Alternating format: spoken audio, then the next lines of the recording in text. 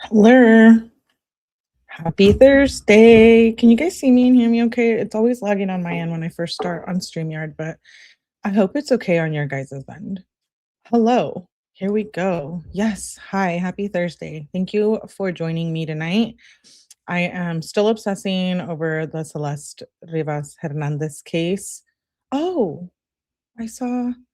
Oh, dang. Chuck's gifted a membership. Thank you, Chuck's. I totally missed that. When was that?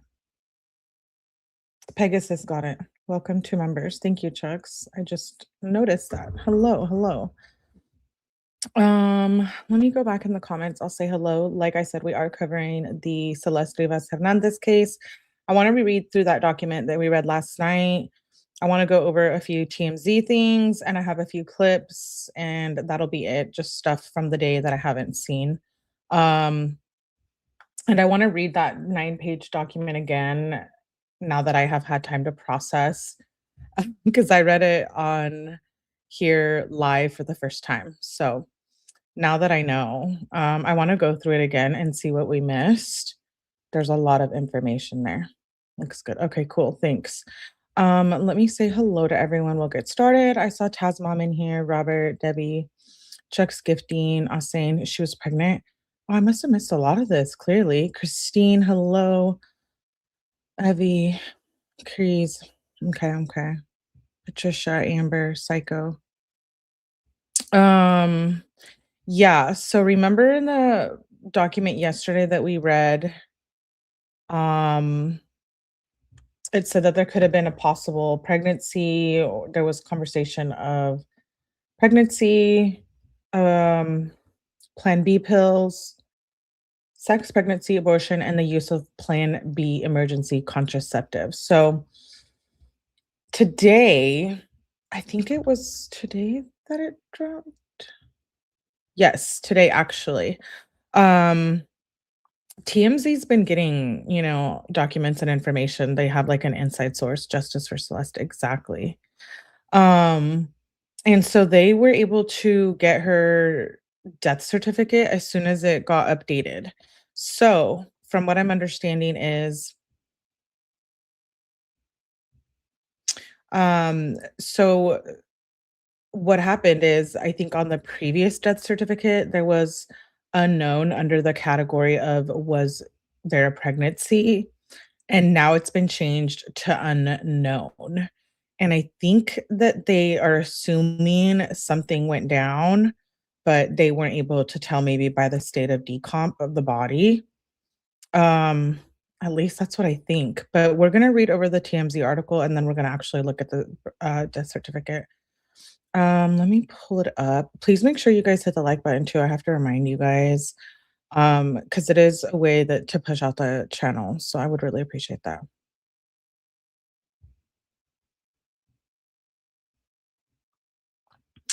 Okay, here we go. So this was from today, and it says unknown if Celeste was pregnant, death certificate updated. There are some important updates to the death certificate for Celeste. The document now reflects the fact that the LA County medical examiner says she was murdered, and it is now unknown if she'd been pregnant in the year before she was killed. So I'm assuming there's something in the text message, in the text messages or whatever. I think that they have some proof that she could have been possibly pregnant or had been the year prior to being murdered. And I don't think they were able to tell me because of the decomp of the body, which is horrifying, you guys, because remember, he met her when she was like 11. I was reading in some, I went down the rabbit hole again. Some users and forums say that it was as early as like 10, 11 years old. Um, I don't know if it's established or we'll probably get it through evidence, maybe not. People say she met him on Fortnite, but then I heard she met him on, I know Discord is one of them. Wait, somebody told me about another gaming platform today. Crap, I'll remember it. Um, Fortnite, it's gonna bug me now, but I don't know. whatever it is she met him on, he groomed her. And if she did get pregnant at some point, I'm horrified for her. Hello, Wavy, and hello, Madden. Good to see you. So let's continue reading this. TMZ obtained Celeste's new death certificate and then no longer says that she was not pregnant. Now the section is marked U for unknown. The new certificate says the cause of death has been corrected from deferred to multiple penetrating injuries, and the manner of death is updated from pending investigation to homicide. So maybe they were waiting for, the whole court process to start to release all of this information and update her death certificate. I think it's pretty wild. The document was also corrected to say the injury date, hour, place, and location are unknown. And the section stating describe how the injury occurred now says with objects. The 𝗍𝗲𝗍𝗶 revealed the cause and manner of death earlier this month after David was arrested. Okay, yeah, we know that. Let's look at that death certificate and the changes. Hold, please. Okay. I can't imagine, her being pregnant and being that young. What, like 11, 12?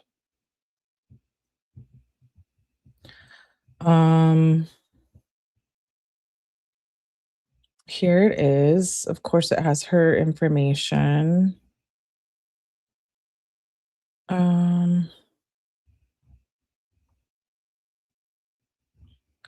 Okay, her parents' information, where she was born, right here on the I don't know where it's moving so slow for me. Here.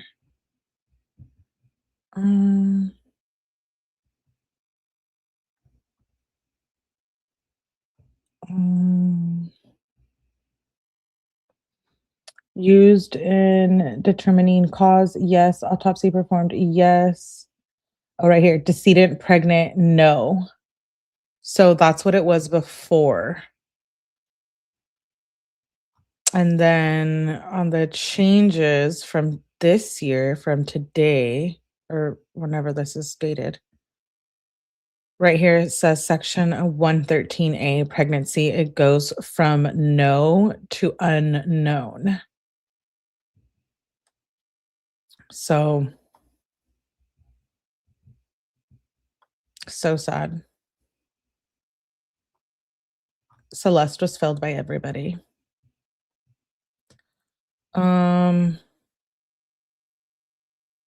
Pending investigation, yeah. Changed to homicide. Deferred is now multiple penetrating injuries. Very sad. Very sad. This case is beyond disturbing. Yes, it is. I agree. Okay, so there's that with the pregnancy. We're going to read over the document. But before we do, let's go over to, we're just kind of going through the updates and watching some clips. So we're just hanging out. Okay, so this is from X. SF posted this yesterday. SF investigates who has been a PI that has been on this case from the gate. As stated in the preliminary hearing briefing document filed by prosecutors, David was receiving packages, including the burn cage at the house under the name Victoria Mendez. And here's the packages. So this is where he was getting all his disturbing stuff from. I wanted to show that. And then there's also these pictures. Apparently TMZ got pictures of the garage, which I believe 𝗝𝗍𝗆 also had something, I think, related to the garage before, but I know they weren't able to release a lot of information in real time. So let's go look at the pictures of the garage where allegedly he kept her body. And shout out to Wavy for being a member for 4 months. I appreciate you. Thank you. Okay, here we go. Inside garage, tied to Celeste Rivas murder. We're getting a look inside the Hollywood Hills rental house at the center of the case against David, including the garage prosecutors allege was used to store her body after her murder in April. Photos show the garage area authorities say became a key part of the investigation, with prosecutors claiming the space was used in the aftermath of Rivas's death. According to the court docs, prosecutors allege that Rivas was stabbed inside the home off the famed Sunset Strip after being brought here in an Uber from her family's house in Lake Elsinore, which I did look into today, and I think it's like an hour and 45 minutes. Correct me if I'm wrong. So it wasn't close. They claim evidence recovered from the garage is consistent with an attempt to dismember her body, including biological samples that tested positive for blood. Prosecutors also allege a blue inflatable pool was used inside the garage to contain blood, pointing to the cuts in the material and fragments they say were later found in connection to the case.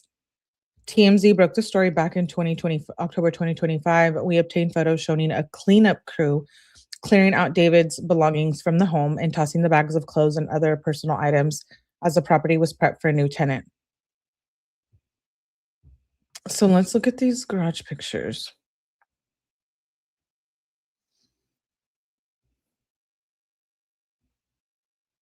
So I guess they believe he stored her body in this garage for some time. I don't know, guys. I was thinking about it today. Why do I feel like her body was in the shower at his house? I thought the Idaho case was bad, but this may be worse. I think this is worse. I mean, they're both terrible. That was 4 people. Oh, they're different. So this is a garage. This is them clearing the house out because they only took some stuff after he moved out. I wonder where the blood is. The blood stain. So this is the house that 𝗍𝗃 was hired to look into by the owners because the owners wanted to know what the heck was going on with David and the house. I can't imagine anyone would wanna live here, but I guess. So this is a garage allegedly where her body was stored. It's expensive long Uber, right? They probably used cadavers to sniff out the spot. Well, they found blood in the garage, so it's so scary. The blood was in the plastic pool. I wanna talk about that because I sat there, I really couldn't sleep last night, and I'm wondering if it was because of that document. Um, I was just, like, thinking about it for a while. What did he do with the blood? Like, okay, so he drained her in the kiddie pool or tried to dismember her there. What did he do with the blood? Did it go down the drain? And is that video where David says that he took a poop, is that video actually really the smell of decaying matter or something in the shower? I wanna replay that again tonight because I don't know if it's related or not. But David is with his friends in the bathroom, and they mentioned that it smells bad, and I'm wondering, was there, like, blood or something that went down that drain, and so it stayed?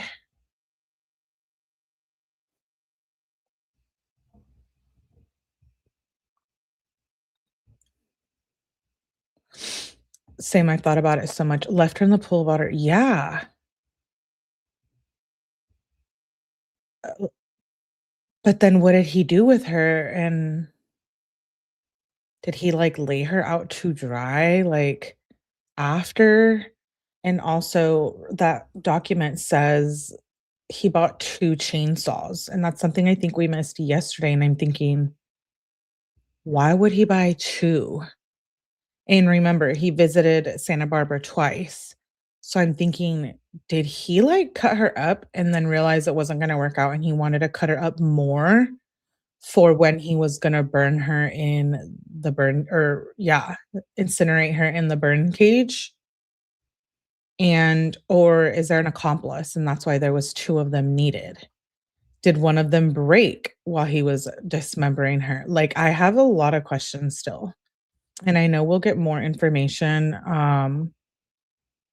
as we get, as it proceeds, the case. Allegedly, the next court date is May 26th, so we must wait, unfortunately.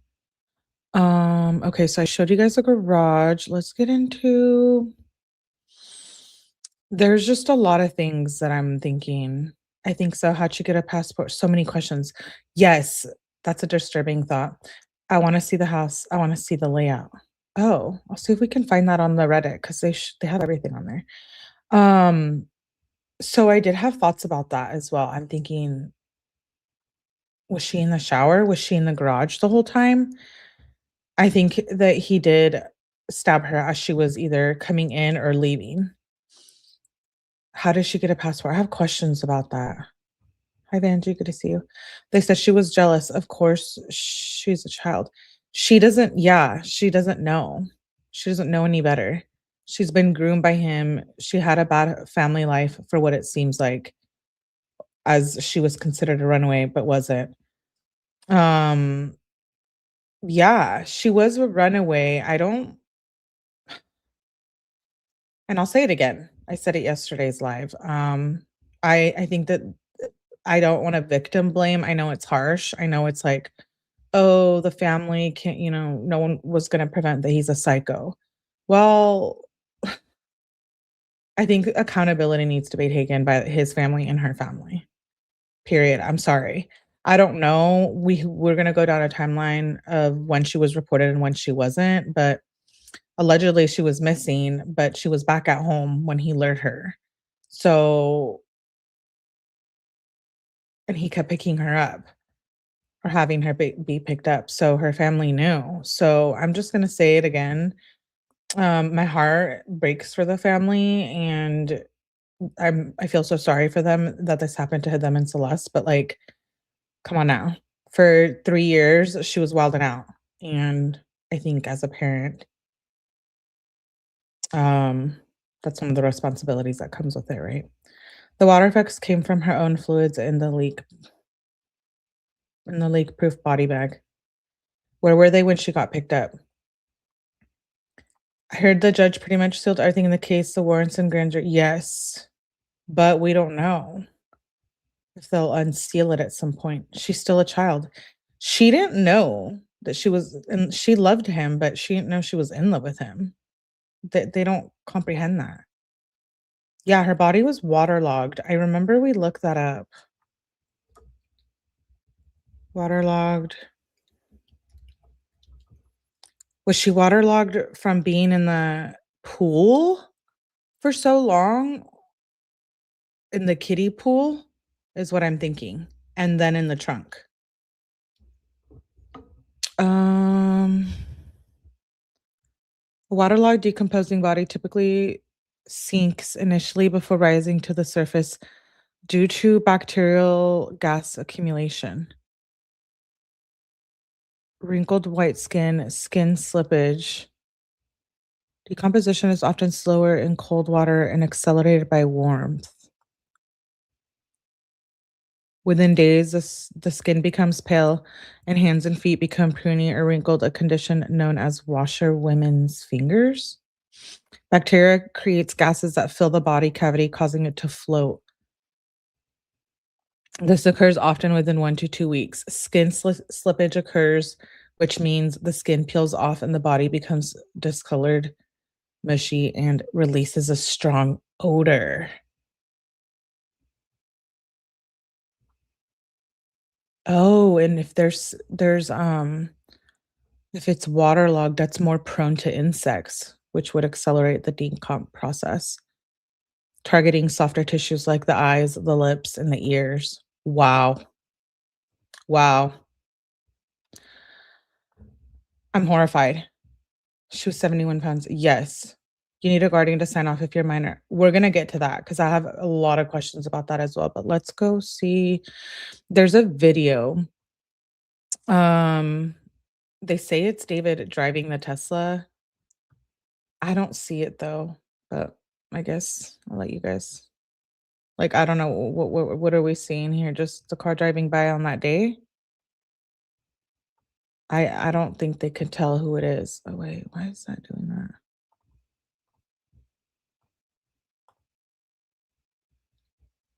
I have so many questions. I know. Yeah, he did live streams, concerts. He went on tour like days after he killed her. It's pretty wild. So this video, there's no sound. I don't know what that shows, so like he drove it. And how do they know he was the last one to drive it? Did they fingerprint the car maybe or the Tesla cameras? Prosecutors say that, oh, here we go. Footage shows David's Tesla being moved on July 29th with the driver appearing lighter with long hair and a red jersey.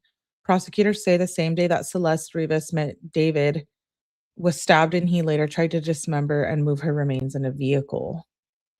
So then it wasn't David. Like, I feel like you should know if that's a poo smell. Listen, you should. You should. If you guys know what like flesh or a decomposing body smells like, you know doesn't smell like someone used a bathroom. SF says it was a light-skinned person in a red shirt.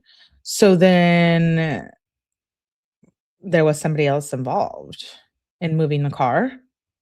Question mark, or in the crime. No one else is being charged. But Teslas have cameras everywhere. Yeah.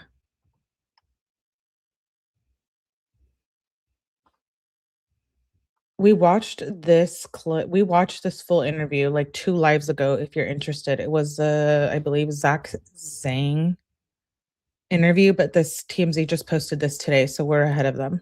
David appears to be cool, calm, collected during a podcast interview. We watched the full. So I dropped it right after that. And it went. So this was like a few days, I think, after he killed her. Is that what they said? Days after he murdered Celeste, yeah. I think this was like on the 25th or something, or the 28th. It's just a 1 minute. Like when I used to get up and get dressed for school in the morning, I put on this cool fit. She would like, take that off, put on a suit or something like that, you know? I knew it was cool if she hated it. I played it for her in the car.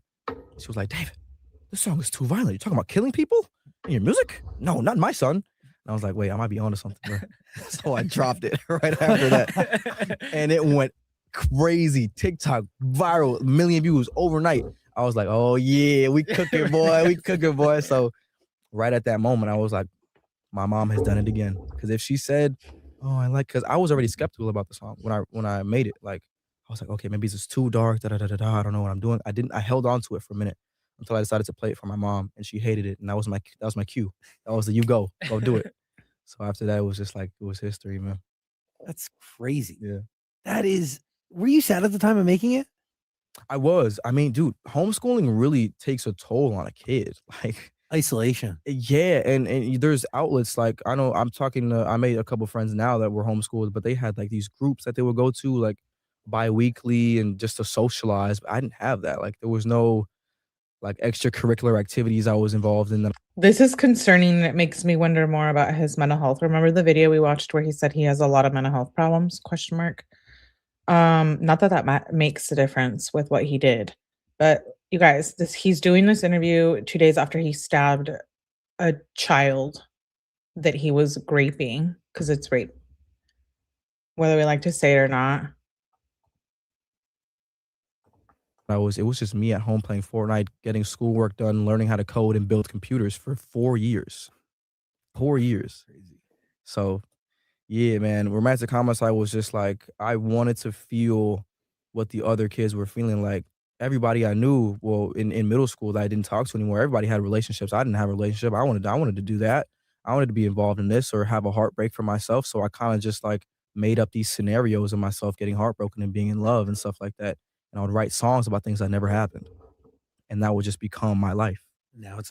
So he was faking being in a relationship, and there is allegedly, it is said that Celeste was his first true love, which is sick. He had no real social skills. He was possibly too sheltered. And I want to know more why he was homeschooled too. Was there already red flags that the parents listen? The parents knew something was off with him. I give no shits about trying to be nice about them. They met Celeste. She was over at their Texas house. They know who David is. They know who their son is. He's a sociopath. And yes, yes. Like split personality disorder or something. All For 4 happening. years, man. Okay, so that's the end of that clip, but we've seen that full interview. If you want to watch it, go back and replay on. This is, I thought was interesting. I don't want to play this, so because I think I'll get copyright. This is a song he made August 12th, 2025. Guess we could watch the video.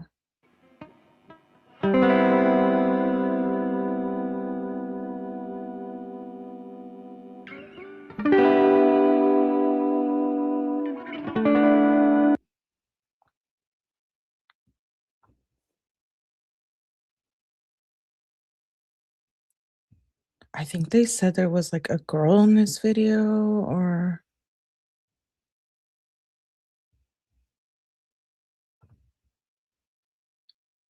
oh, it was something with his fingers. It was something with the fingers, but I don't see his fingers cut up here. Do you guys?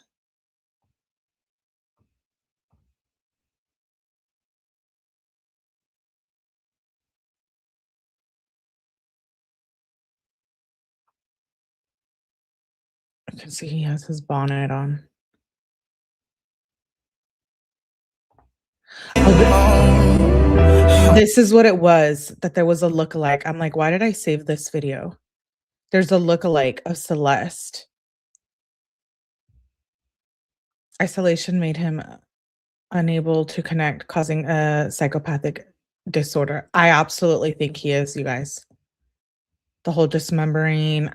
Who knows? What if he did stuff to the body too after she was killed? Celeste lookalike. And she's wearing a black tube top. Crazy. Whoa. It does look like her. I saw this earlier, but I don't remember looking at it that closely.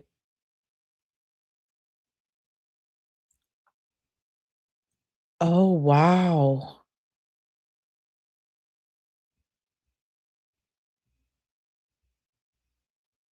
Oh, wow. That does look like Celeste. What's with the hair? What is he doing with the fingers? I don't know.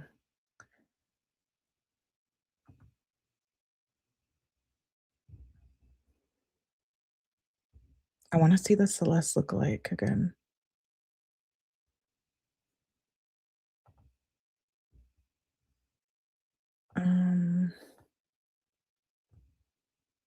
Where was it?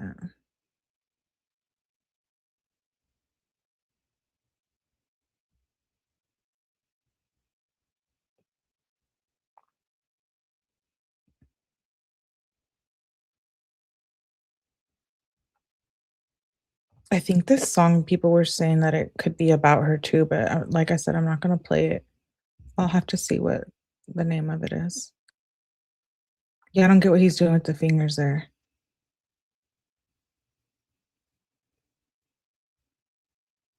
With his bonnet. Oh, here it is.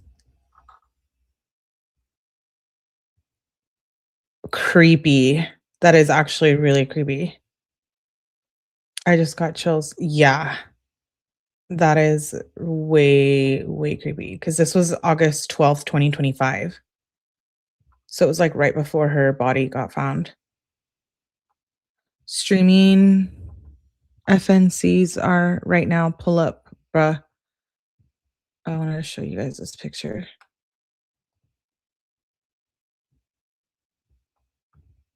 He's so gross. He was into gore like massive. Yeah. He was obsessed with it. I think it became his life. That MDP psycho. There's I guess the Rivas family put this picture up of the family on social media. So family lawyer says they are shocked by the new allegations.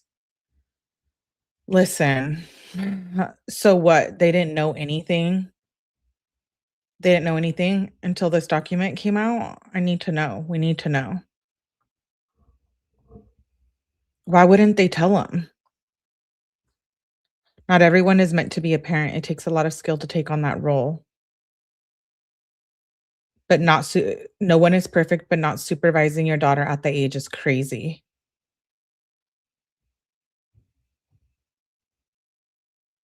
I still don't understand how they met and got involved to begin with. Like, how does an 11-year-old end up in close proximity to an adult male pop star? The baby photos, were they not in her life in her teen years? Why all the pictures of her appear to be 10 and under? Ooh. Anyways, that's just a little bit of what people are saying. Haven't seen that. Yeah, they posted it today. I think it was like News Nation or whoever, or LA Magazine, posted it. So clearly they're okay with it being online.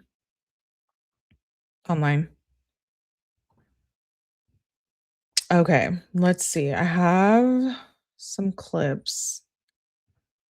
And then I want to go into an interview he did, read a couple pages of it, and then I want to read that document. But first, I wanted to show you guys, and I might have to edit this out. I don't know if I'll get copyright, but I'm playing it anyways. I'm going to be rebels here. I want to play this video of the rehab video. He does like an anime version of it or whatever. And in this anime, there is a woman who is dismembered. And I'm thinking, what the hell? So let's watch it. It's going to be no sound. So we're just going to watch it.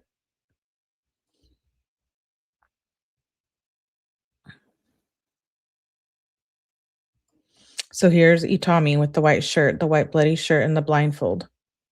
Hi, badass. Good to see you, love. I've never heard of this guy until now. David, until the Celeste case? Me either, to be honest. Okay, let's watch this for a little bit. I want you guys to see the part. It's supposed to be him. David thinks 𝗍𝗲𝗵 is a version of himself. It's a little disturbing, right?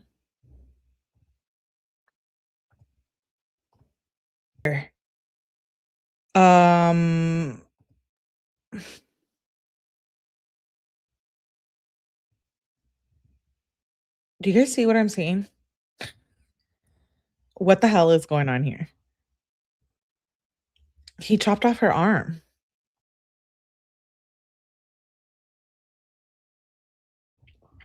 In the anime.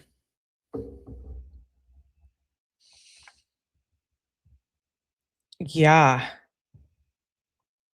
What the hell?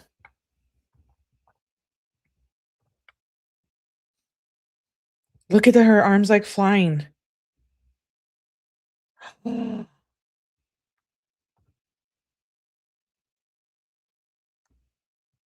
Whoa. Yo. Again.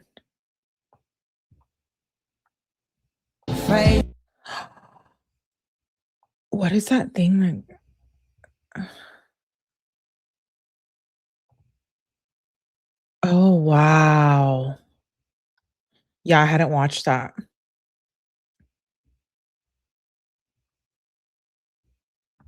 He liked this stuff. He got off on it. It was like his life. He really thought his alter ego was 𝗍𝗲𝗵.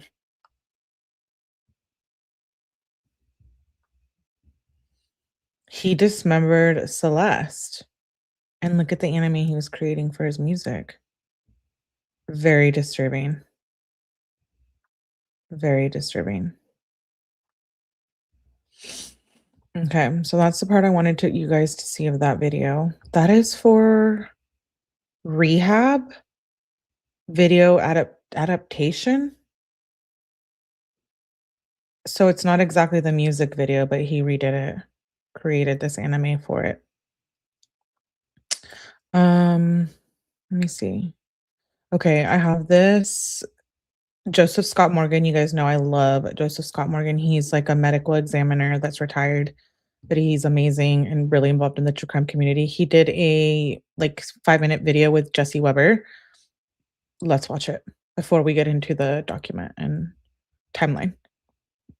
You're learning some more disturbing and I will just say incredibly gruesome details about the murder case against the singer David tonight. And this is thanks to a brief that was filed by Los Angeles Deputy District Attorney Beth Silverman in connection with a status hearing earlier today. And I will warn you right now, some of what you're about to hear is very graphic.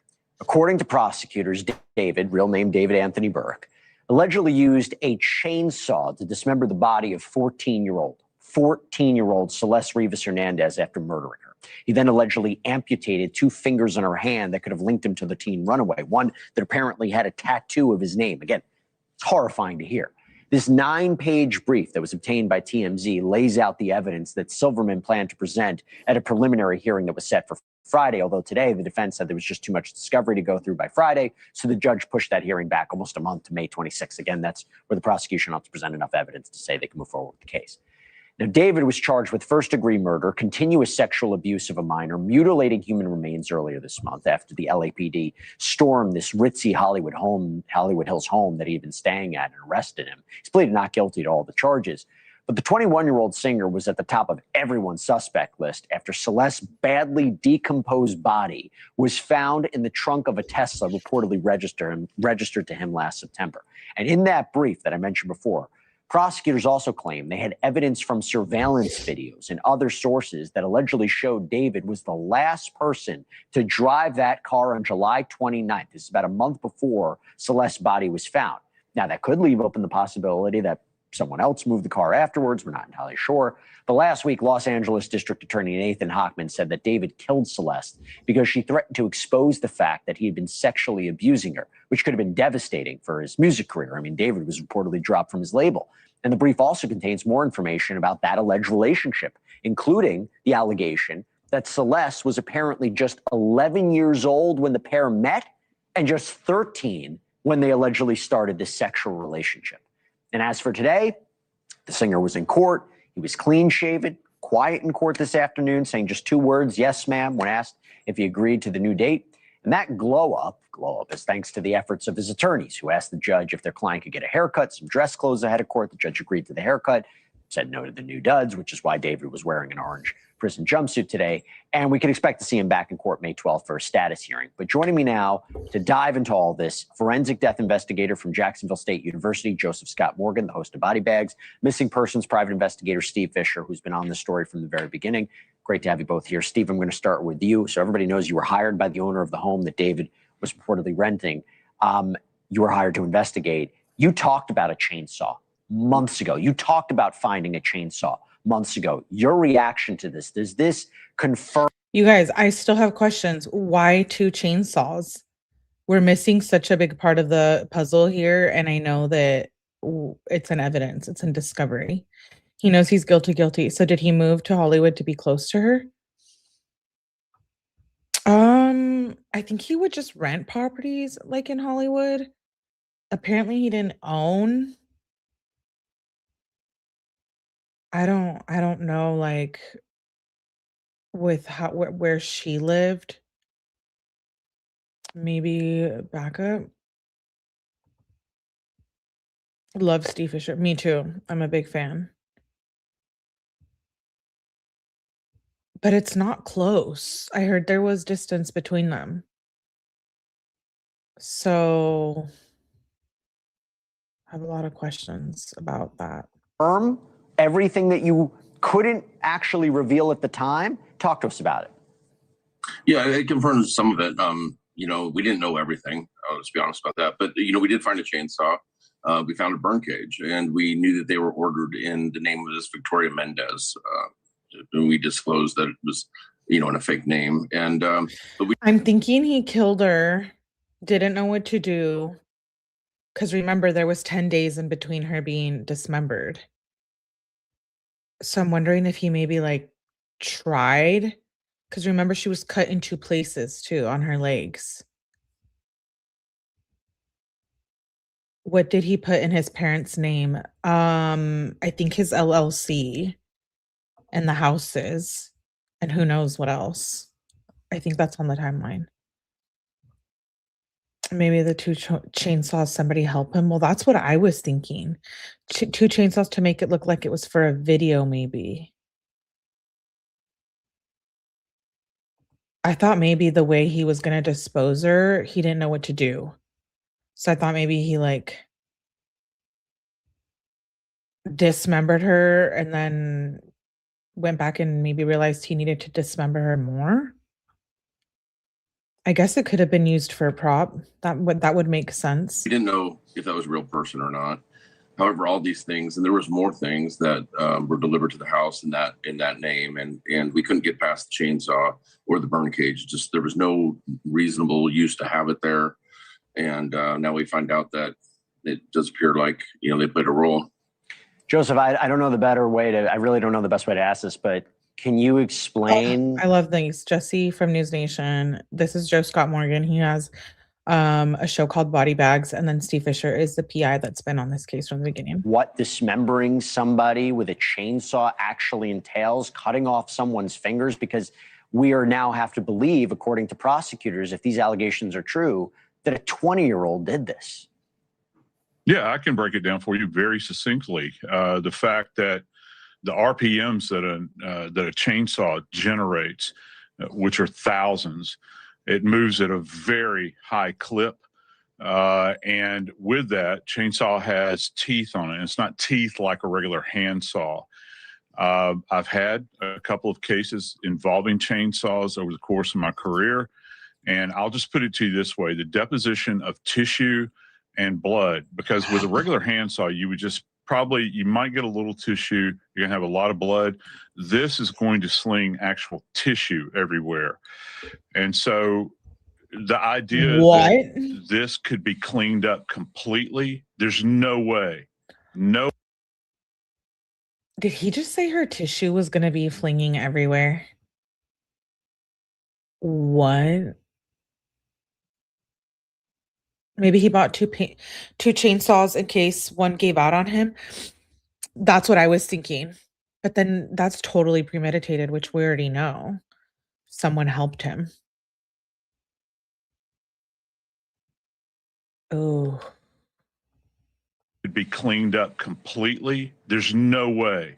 Wait, I'm rewinding it. I love Joe Scott Morgan. He's so smart. Because with a regular handsaw, you would just you might get a little tissue, you're gonna have a lot of blood.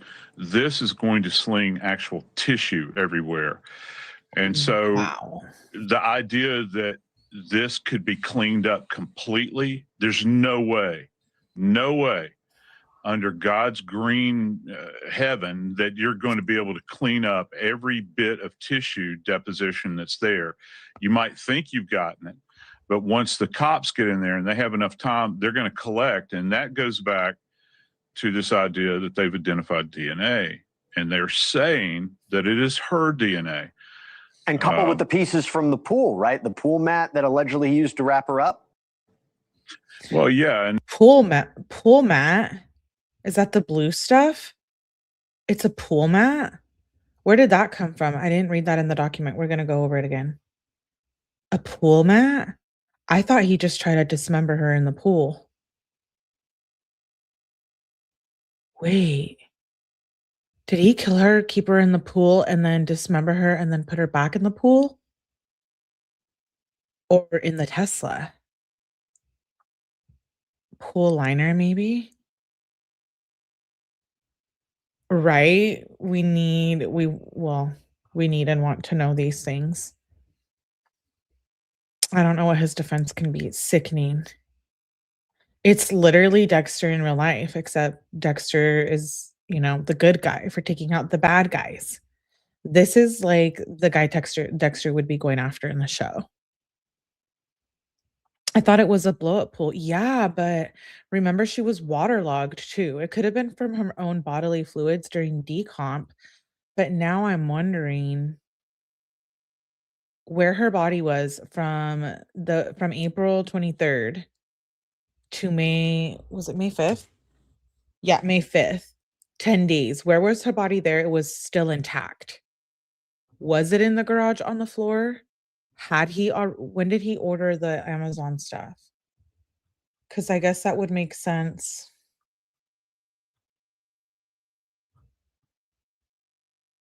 That would help us. Okay. Oh, he bought it before he dismembered her. So he killed her and then bought the stuff. Oh my gosh. It is her DNA. And coupled with the pieces from the pool, right? The pool mat that allegedly he used to wrap her up. Well, yeah, and they're talking about a kiddie pool that was there that facilitated this. And if you read that TMZ bit that they had, they're talking about he used this to guard the flow of blood. So yeah, and if it is blue, they've got plastic embedded into these insults onto her body. And so, well, clearly it didn't help guard the blood flow. It didn't help because they found her blood on the blood stains in the garage. So his little pool thing was like to preserve the body. Why not put her in the freezer? I'm not saying like that's what I wanted him to do. I'm just thinking like he's dumb. He started May 1 to order. Yeah, and he dismembered her on May 5th. He probably thought he would keep it more together for an easy cleanup. it would be a matter of the criminalists, which also has indicated that they're examining these pieces. They've been able to tie back these fragments, which is very powerful stuff. Steve, so much was made about this alleged relationship. You know, the brief says that Celeste was 11 years old when they first met, 13 years old when the sexual relationship began, that there was text messages between the two talking about Plan B, pregnancy, naked photos of Celeste, of her engaging in sexual activity. Is this in line with what you found? Yeah, it is. And, you know, it's so sad. I mean, this girl, she'd been a teenager for 1 year, you know, and it's so hard to get past, like, how he could do how anybody could do this to anybody and ruin their life. But, you know, I want to say something real quick, because I was going to call Joseph off the show too before. You know, we're really confused about this, what happened to this tissue and this blood matter from the chainsaw, because they make it sound like there was trace amounts found, and they didn't really turn the house into a crime scene. They didn't hold it long when they did the search warrant. So it's really confusing. It seems like a chainsaw would have absolutely created a horrific scene. But they don't speak about that. Well, so I still feel like there's a piece we're not getting. Talk about a piece we're not getting to this. We've always wondered if the allegations are true, did he have help? The brief claimed that David was the last to drive the Tesla in late July before Celeste's body was found. It didn't confirm, as far as I read, that doesn't mean someone else may have moved it. You tell me if I'm looking at it the wrong way. And then also they made the allegation that David lied to people about the smell in the trunk. So it seemed when I was reading this, it kind of... Pause. Hard stop. Whoever moved that car and thinks that smell wasn't questionable, bullshit. 2, they would believe any excuse he said. That a dead body is a very distinct smell, guys. If you know what like roadkill smells like, he probably did have help. He literally abused her. Celeste didn't have a chance against this monster. Yep, it was an inflatable pool. Right, Chastity? Moved away from the idea of him working with anyone else. I mean, I guess it depends on the way you read it. I still go back to the DA's statement that they're not taking off the table. Other people can still be charged. Other people can still be charged. Statement that they're not taking off the table. Other people can still be charged in this thing. I do think there was help. As far as the Tesla goes, the surveillance we have, Steve Fisher thinks he had help. Said that they probably have more surveillance than us. Surveillance we have, I do not believe that that's David. Is a light-skinned, long-haired person driving the car. I don't know what they have after that time, if David went to the car or something. Or if they knew what was in the car. Or if they knew it was in the car. Because look, that's another part. They talk about the car, the body being in the car for quite some time. I still think it's a little confusing about where the remains were, when they were transported to the car. I mean, do you have a better idea? That's the thing. Did he keep her in the garage?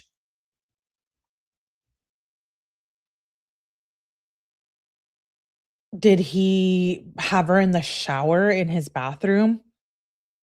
In his room? Did she even make it up that far that night?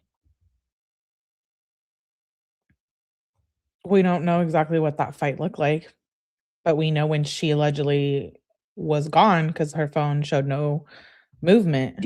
Well, I don't know. I mean, I think he stored them in the car. We heard from neighbors that the car started moving around the neighborhood starting in May. But you listen, it was nearby, and it was listen. I'm in search and rescue. I've dealt with a lot of deceased bodies. There's a very distinct smell that, especially if it was in the garage for a while. And that's where the other Tesla was being parked. It was going in and out of it. It was not being parked on the street, and they had like an arcade set up down there. I don't know how these people didn't know. Look, this is an important day, right? I mean, it wasn't a preliminary hearing, but this document, 9 pages, provided so much information that I wonder if he stabbed her. And that's where maybe the blood stain came from, where they got her DNA. And then he put her in the car and kept her in the car until he dismembered her. And then once he dismembered her, wasn't he in the house and that person said it smelled? Yeah, let's watch that clip actually, since we're talking about the smell in the bathroom. And this clip is weird. He's very touchy-feely with Neo. Neo is his friend that got arrested. He was arrested because he wasn't showing up to testify for the grand jury. So Neo and David's parents were refusing to show up for the grand jury hearings. And so Neo was arrested, released, and then we never really heard much more, I think, other than like a statement he gave. But now I'm wondering, is Neo the one who's getting immunity? Neighbors did not smell anything. And like Steve Fisher said, they were going in and out of that garage. There was an arcade. He had a red Tesla parked down there, meaning they were walking by the black Tesla and nobody smelled a body. Let's watch this bathroom clip. This is from Sakura's stream. I don't know who the hell that is, but something with like streamers and Twitch and gamers. Or maybe David's friends. I don't know. But this is Neo right here, if I'm not mistaken. He looks different.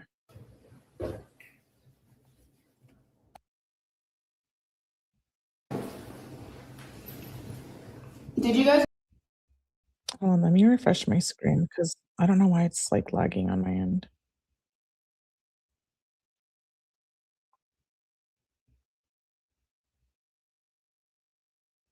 Okay. The neighbor's dog did smell. Hi, Mel. That's what I was going to say. He didn't have neighbors close by. He did.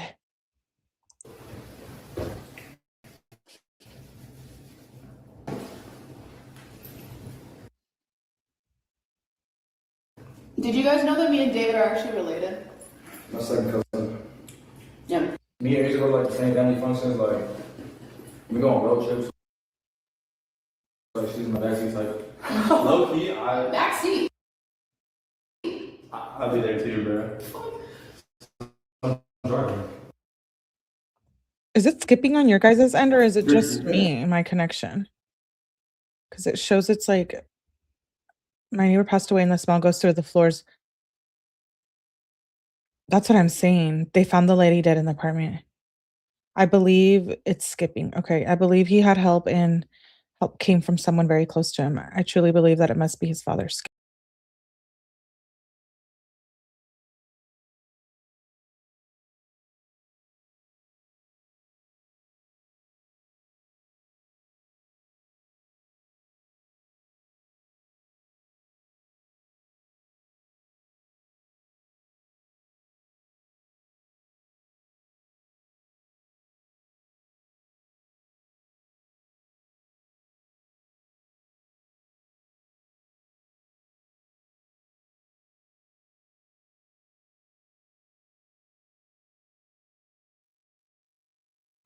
Okay, let me pull it up.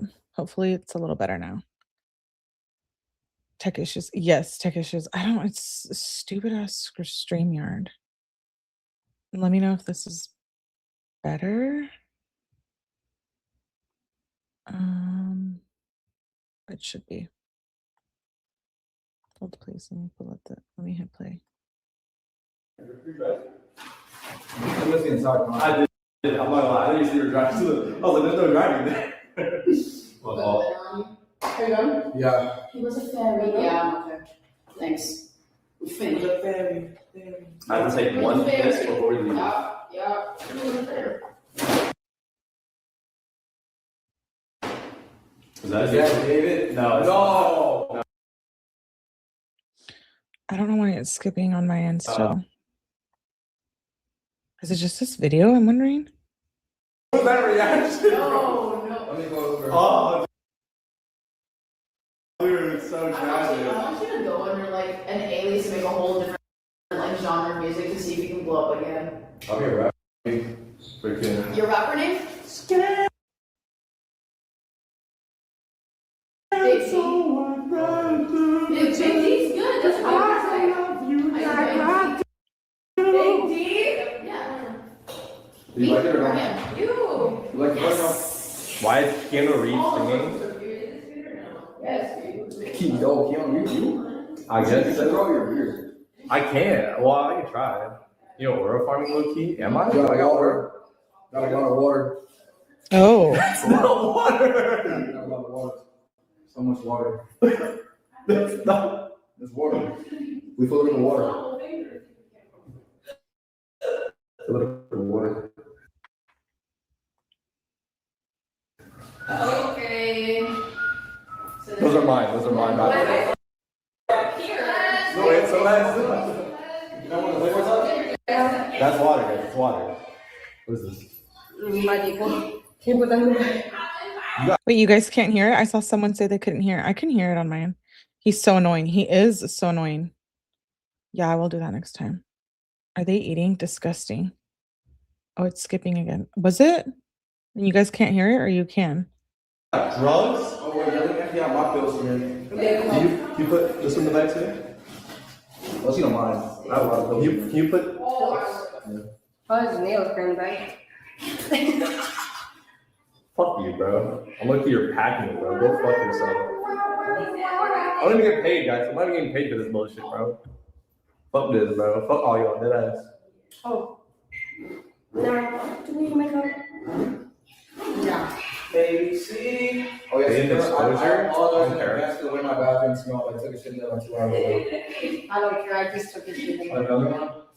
Type shit. That's what I'm talking about. Oh, he said, do you smell that? And she said, I just took a shit in there. What? Let me go back. Is it better now? I don't care. I just took a shit. Another one? Oh, yeah, In disclosure, I apologize for the way my bathroom smelled. I took a shit in there like 2 hours ago. I don't care. I just took a shit. Another one? Type shit. That's what I'm talking about. Yep. I had to go.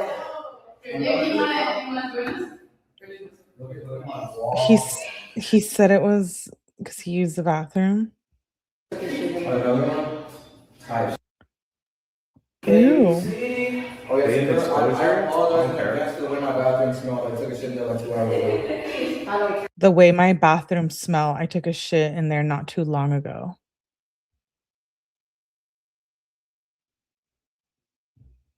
I think he kept her around because he was scared about the pregnancy rumors. So what was that smell? Was it because her body was in his room for a while? I just took a shit. Another one? Type shit. That's what I'm talking about. Yep. I had to go.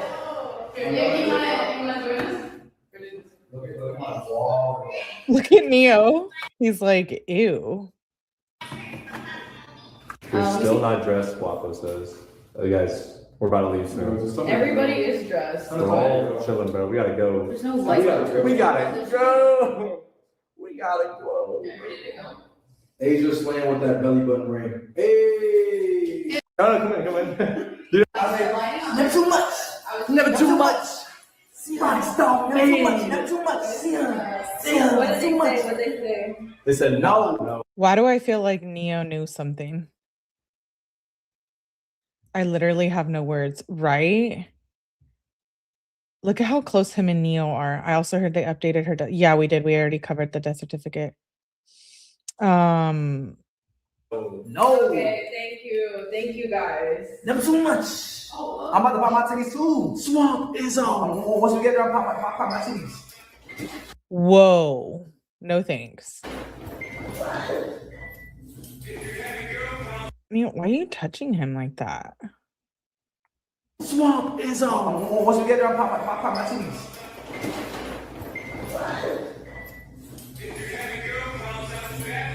Okay, and then promise But a bitch ain't one.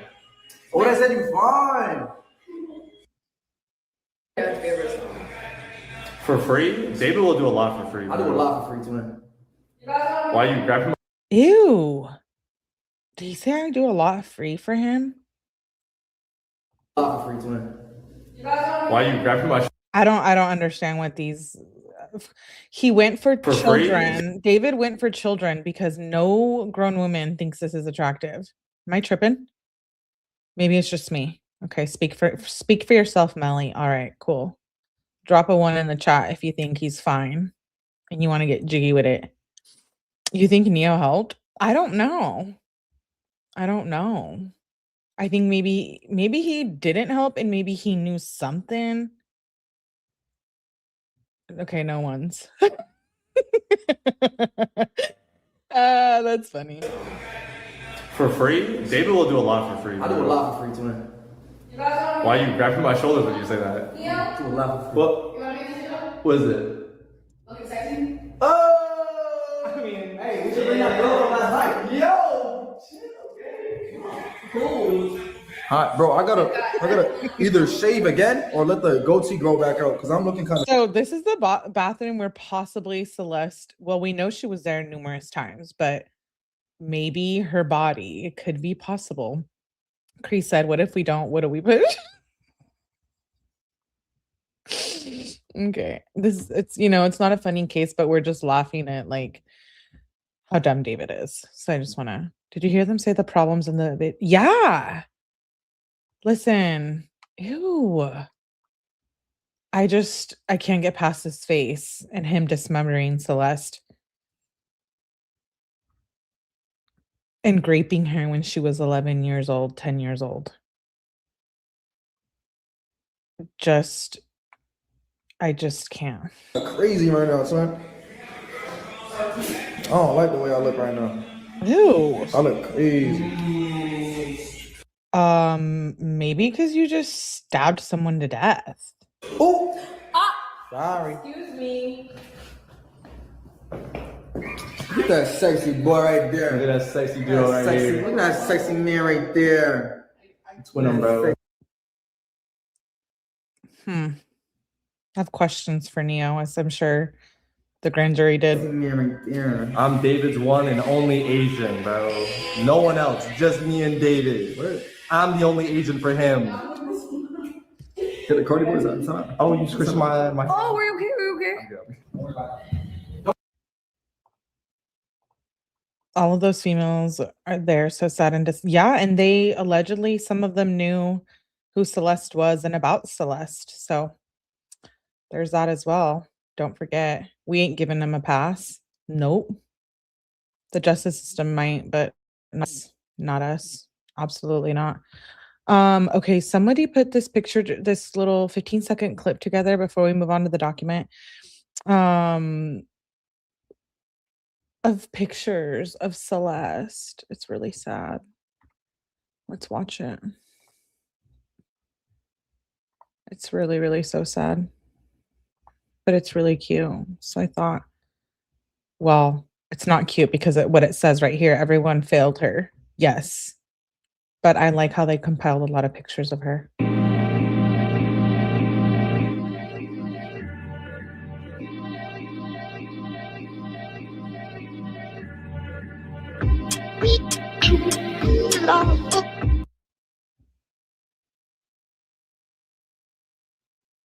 It goes really fast, but I like looking at all these pictures of her.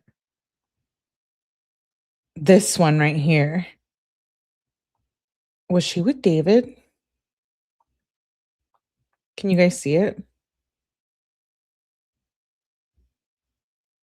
Oh yeah, Neo, what do you know? We want to know. She barely lived any life. She didn't live any life. She didn't. And someone was having sex with her when she was like 10, 11.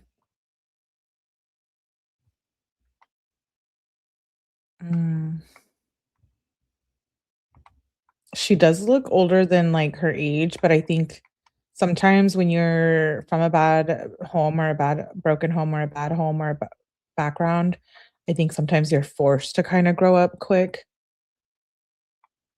And so I think that that's why she seemed a little more mature than her age, but I don't think it was something, you know, I know David knew how old she was from the beginning. Look at her. Oh my gosh. To think like he dismembered her and where's her 2 fingers? Yeah, right. Was he being investigating for touching something? The parents had to know this kid was off. I know.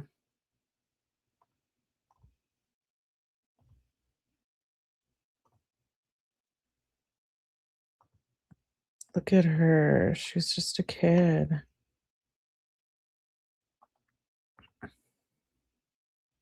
Nah, she still looks hella young, right, Joker?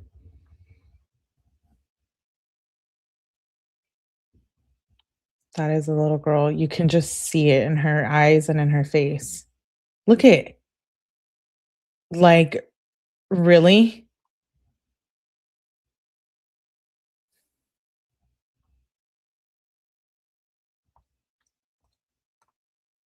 It's sad.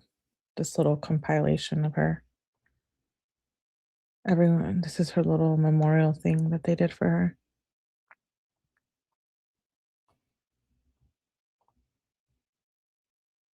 So sad. R.I.P. Celeste. Anyways, I just wanted to show she was an innocent child. My daughter is her age. He probably had another victim lined up for sure. I think there was a lot of other, well, I think there's like 3 that are coming out saying they're victims, but if you ask me, and there's more than that. Let's watch this Law and Crime Steve Fisher interview and then we'll read the document. We're kind of just getting caught up on the news day by day. Thanks for being here. Make sure you hit the like button. Steve Fisher also makes an appearance here, and I like to listen to him. Details in the David case, as there was a court hearing today. We're waiting for another major court hearing this week, the preliminary hearing, which we'll talk more about. But where are we? So David is currently locked up on charges: first-degree murder, continuous sexual abuse of a child under 14, and unlawful mutilation of human remains in connection with the death of 14-year-old Celeste Rivas Hernandez, filed by the LADA's office last week. We know that they claim that Celeste's decomposed and dismembered body was found September 8th, 2025 in the trunk of a car allegedly registered to David, real name David Anthony Burke, that this was out in LA in the Hollywood Hills. He's also facing special circumstances allegations of lying in wait, killing for financial gain, killing of a witness, using a sharp instrument with respect, again, to the murder charge. And this would carry heavier penalties. Well, I don't know. Is there court tomorrow? Because I thought it got moved. I thought like this, whatever they did yesterday was like a status hearing and then, or something about preliminary hearing, prepping for a preliminary hearing. And I thought it was supposed to be tomorrow, but I thought they moved it. Hope he gets what he deserves in prison. Me too. Hey, ATS. Good to see you, girl. Like life in prison without parole, the death penalty, even though there's a moratorium on executions in California. And we learned from last week the autopsy report. The autopsy report was released, citing that Celeste's official cause of death was multiple penetrating injuries, the manner of death homicide. We did a whole sidebar with forensics examiner Dr. Mary Jabelic. If you want to check it out, you can see it. It's on Law and Crime's YouTube page. We also put the full autopsy report on our app, Law and Crime Plus, as well, if you want to watch it, if you want to see it. And now today there's a hearing. And this is described as a status conference, so kind of like a check-in before the scheduled preliminary hearing this Friday. We had a reporter in the courtroom. We're going to break down a little bit later on what happened today, what you need to know. But going back, Yeah, I think it was supposed to be this Friday, but he says midway through the segment that they changed it to Friday, if that date sticks for the preliminary hearing and it doesn't change, that's going to be big. Because by law, the prosecution has to present enough evidence to support the charges. It's a probable cause standard. It's a lower standard. It's a low bar. You're not trying to prove beyond a reasonable doubt, but you have to say there's sufficient evidence to support the charges. And look, this is open. The defense can challenge the evidence. It's different than a grand jury, right? A grand jury secret. It's one-sided. We learned last week that there were, 3 grand juries hearing evidence in this case, but no indictment was returned. Interesting. Again, as I spoke about with very interesting. And who were those people involved? Question mark, question mark. The LADA, Nathan Hochman. This could be investigative grand juries that examine evidence, but not necessarily asked to vote on an indictment, maybe. But aside from that, now we have updates in this case that we need to address since the last time we covered it. So David's physical appearance, a timeline laid out, accusations of partying after Celeste's death, changes to his relationship with the video game Fortnite. Okay, so for all that, I want to bring on private investigator Steve Fisher, who has been on the ground in LA looking into this case for months. Steve, thank you so much for taking the time, as always. First, I want to talk about, so much for the defense saying, oh, hurry it up. What do they call it? Speedy trial. We want to have trial in 60 days. Nah, dude. I'm wondering if his defense team will end up dropping the case or not working with his him. court appearance and his physical appearance. I thought it was interesting, these requests that were made from his defense counsel, seemingly from him. What did you learn about what David requested regarding his physical appearance in court? Well, they filed 2 motions. The one, they filed a motion for him to wear civilian clothing. Specifically, they said it would be pants and a button-down shirt. That was denied. So he will be in a prison jumpsuit unless something changes. And then his attorney filed another motion for him to get a haircut by the LA Sheriff's Department before the hearing Friday. And that was granted. Approved. That was approved. Right. What I found interesting is that those are the 2 motions they filed. There was no motions to unseal the 54 search warrants. And I want to explore that for a second about 54 search warrants. Damn. He's very sick. His lawyers are taking his money. They're not being honest with him because there's no way he's going to beat this case. 54 warrants. Why they did that. Before I even get into that, just going back to his physical appearance, I'll just say, look, it's not unusual for criminal defendants or particularly celebrities who want to look a certain way in court, particularly if there's photographs, if there's video. But why do you think he wanted this? I mean, you've been studying him, investigating him for months. Is David somebody who cares about his appearance overall? One thing I've always noticed, in especially like in the camera roll pictures we have for him, he wore the same things for days in a row. He didn't seem like a really hygienic guy, I guess you could say. And it's funny that he wants it now, especially since this is not televised. Cameras aren't allowed in the courtroom because of the child imagery specifically. It won't be going forward. So it's really interesting because all there's going to be is a sketch artist. I think he's a narcissist. I think he wants to keep his persona for the people that do show up in the courtroom. I don't know. Maybe it's being driven by his attorneys, but I don't think so. I think this is him. Let me go back to the other part that you mentioned. So you note that his team didn't file. Considering the alter ego thing, I think that there was more darkness than we can imagine with David. I know you're thinking, well, how dark, right? He dismembered Celeste, but I think the personality thing, things are not adding up. And I think that there were a lot of red flags with David. Motions to unseal all of these search prior to Celeste is what I mean. Search warrants in this case. Yeah. Talk to us about how many they are and what you know about that. Yes, I went yesterday and I found out there's 50. I think there's 54 sealed, 55, including one that's unsealed. I've gone down the anime/cult with this case, and I have a live coming on that, but I wouldn't even put any of that type of stuff past him at all. Already, which was the one for the vehicle. So actually at the last 2 court hearings, Beth Silverman, the prosecutor, specifically said that if we're going to do this prelim this quick, we're willing to work with them to unseal everything that's under seal so they have this information for the preliminary. she said specifically mentioned the search warrants and the grand jury transcripts, and that's when she disclosed there was 3 separate grand juries in the process that has to be done to unseal those transcripts. The judge said, "Hey, I'm on board. I agree to unseal everything. I just need the motion." No motion's been filed though. Filed the motion for the for the Unseal everything. the physical What is this he's wearing here? appearance, the hair and the clothes. Nothing that, at least as of that's on the docket, to unseal those things.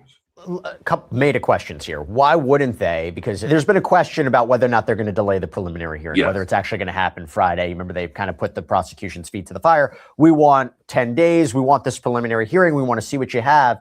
I wonder if they're going to have difficulty asking for a delay, if they do, and not even having, according to you, made a motion to try to unseal them. Yeah. So I have a feeling that, what you're saying is exactly it. I think they're probably at the last second going to say, Your Honor, we don't have the discovery. It's I think there's going to be some pushback because at that last hearing, the judge said specifically that she was willing to make accommodations because, and I appreciate this from her. This is a high profile trial.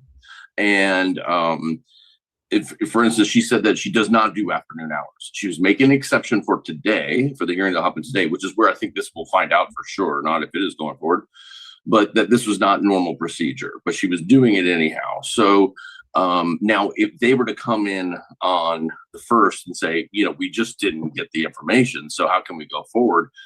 Because they really didn't want the information right now. I think they're going to get called out on that. I think. I would imagine today will be the day that if I had to guess, I think it's going to get continued. Let me ask you this, 54, 55 search warrants, is that unusual? I mean, that seems like a lot. And why, how specific do you think each one was? What do you think they were for? Well, you definitely are going to have, Apple with iCloud and. Okay, but what, he had 54 devices or whose devices? That's a lot, you guys, 54 search warrants. His individual devices. I can tell Maybe the parents too. you that he does have a lot of actual devices, a lot of phones. And then you're going to have Google and stuff like that. But there was a search warrant issued as late as April 20th, so after his arrest. And there was another one that looks like it falls on like the 5th or the 6th of April. So they were issuing search warrants right up. I think there was a total of 7 that I saw that were issued in 2026. Do you think that's something he had on him at the time of the? Yeah, I guess you're right. Pizza. Hey, Pizza. Pizza says he may have had accounts, devices, storage accounts. Why do I think, and I've said this before, this is my theory and I could be wrong. We'll know when the information comes out. I think he recorded it. I think he recorded something with her death or killing or murder, draining of the blood, body dismemberment, something. And I think he also did record a lot of him abusing her. Because again, remember, she's a child, so she cannot consent. So Rest or something at the property where it's not like, oh, they just had sex. No, wasn't willing. She can't consent. She's a child. He has a lot of phones, but dang, that's a lot. Yeah, I was thinking friends or family too. he was arrested? I think they probably had some sort of I think that when they arrested him, they cataloged what was there, and then they got a warrant immediately, kind of like they did with the car originally. They went there, they verified that there was a smell in the car, they immediately got a search warrant to enter the car. Probably the same thing. And Beth alluded to that. Actually, she said that she didn't know at the time if there was going to be significance from those returns or not. Let me ask you this. Do you think that those warrants also include materials possessed by other individuals that are not David? Certainly there. I definitely think there's going to be at least. If Steve Fisher thinks it, I might be with him on this. If it's bad, he may plead out. And that's my fear. That's my fear. That he's going to do it to avoid a trial.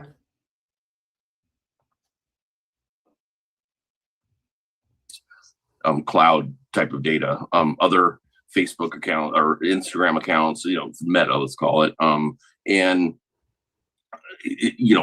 iCloud, they specifically leaned into iCloud a lot. They said that there was over 10 terabytes of data from one iCloud account.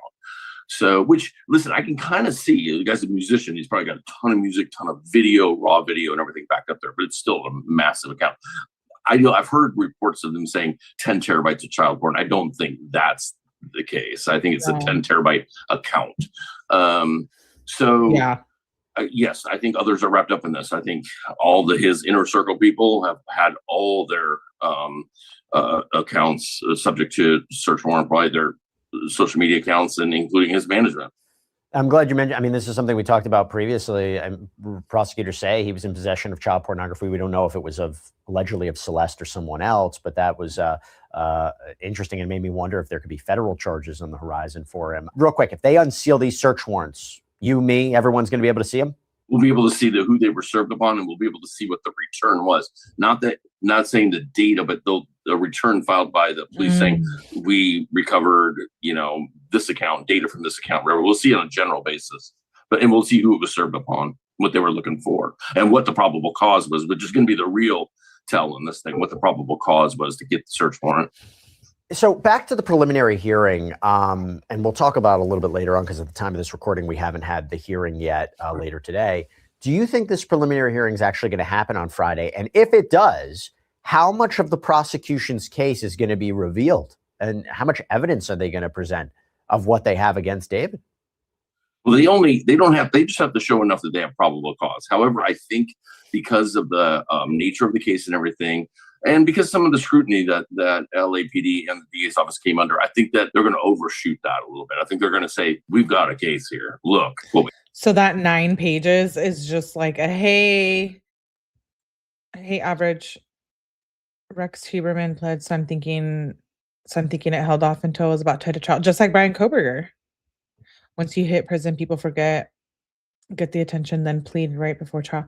Maybe he might want the death penalty off the table too. The district attorney might pursue it for David. And that might be a way to get him, to take a plea deal. We have, and this is just what we're showing. I think he deserves a death penalty 100%. Showing you for probable cause. Whether it happens or not, I have a feeling it probably is not. The fact that they have not found, especially for those grand jury transcripts, because listen, they need to know, meaning the defense needs to know what Neil Langston and Rob Morgenroth said. They have to have that information. They can't go to a pretrial without that. They have not filed anything to get those unsealed. And the judge told them a couple times, she's willing to unseal it. They just need a motion. The fact that they didn't do that immediately at the courthouse, I think that they're talking a little different than the real strategy that they're going to actually explore.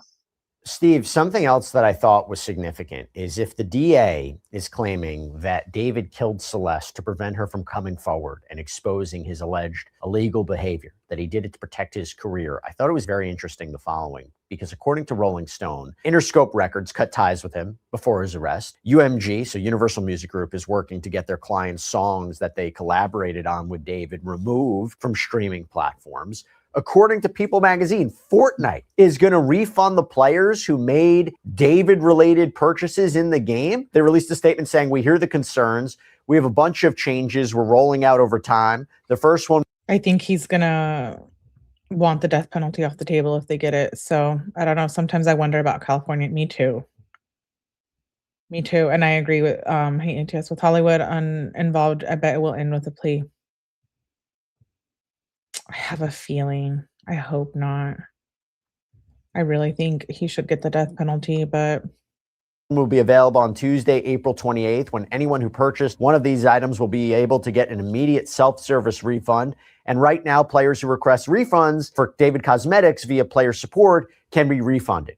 And by the way, David's song Locked and Loaded was apparently the game's first official theme song back in 2025. This is per reporting from Houston Chronicle. And to give everybody an idea, by the way, of why this is significant also, and I'm going to go back to Steve on this, David reportedly talked about how much this game meant to him. There was this Variety interview where he said, quote, Fortnite has been such a big part of my life, and it's what led me to make music in the first place. Being able to create the official anthem for Fortnite feels like a true full circle moment. Fortnite gave me a space to be creative and connect with people all over the world. And that same energy is what I connect with minors is what Fortnite gave you. Wanted to put into this track. It's more than a song. It's me giving back to something that shaped my story as an artist. And even now, playing Fortnite is still my true passion. So I find this very relevant for the prosecution's case, Steve. If they're trying to say he tried to silence a witness to prevent his career from being torpedoed, look what just happened after his arrest. They might be able to use this potentially.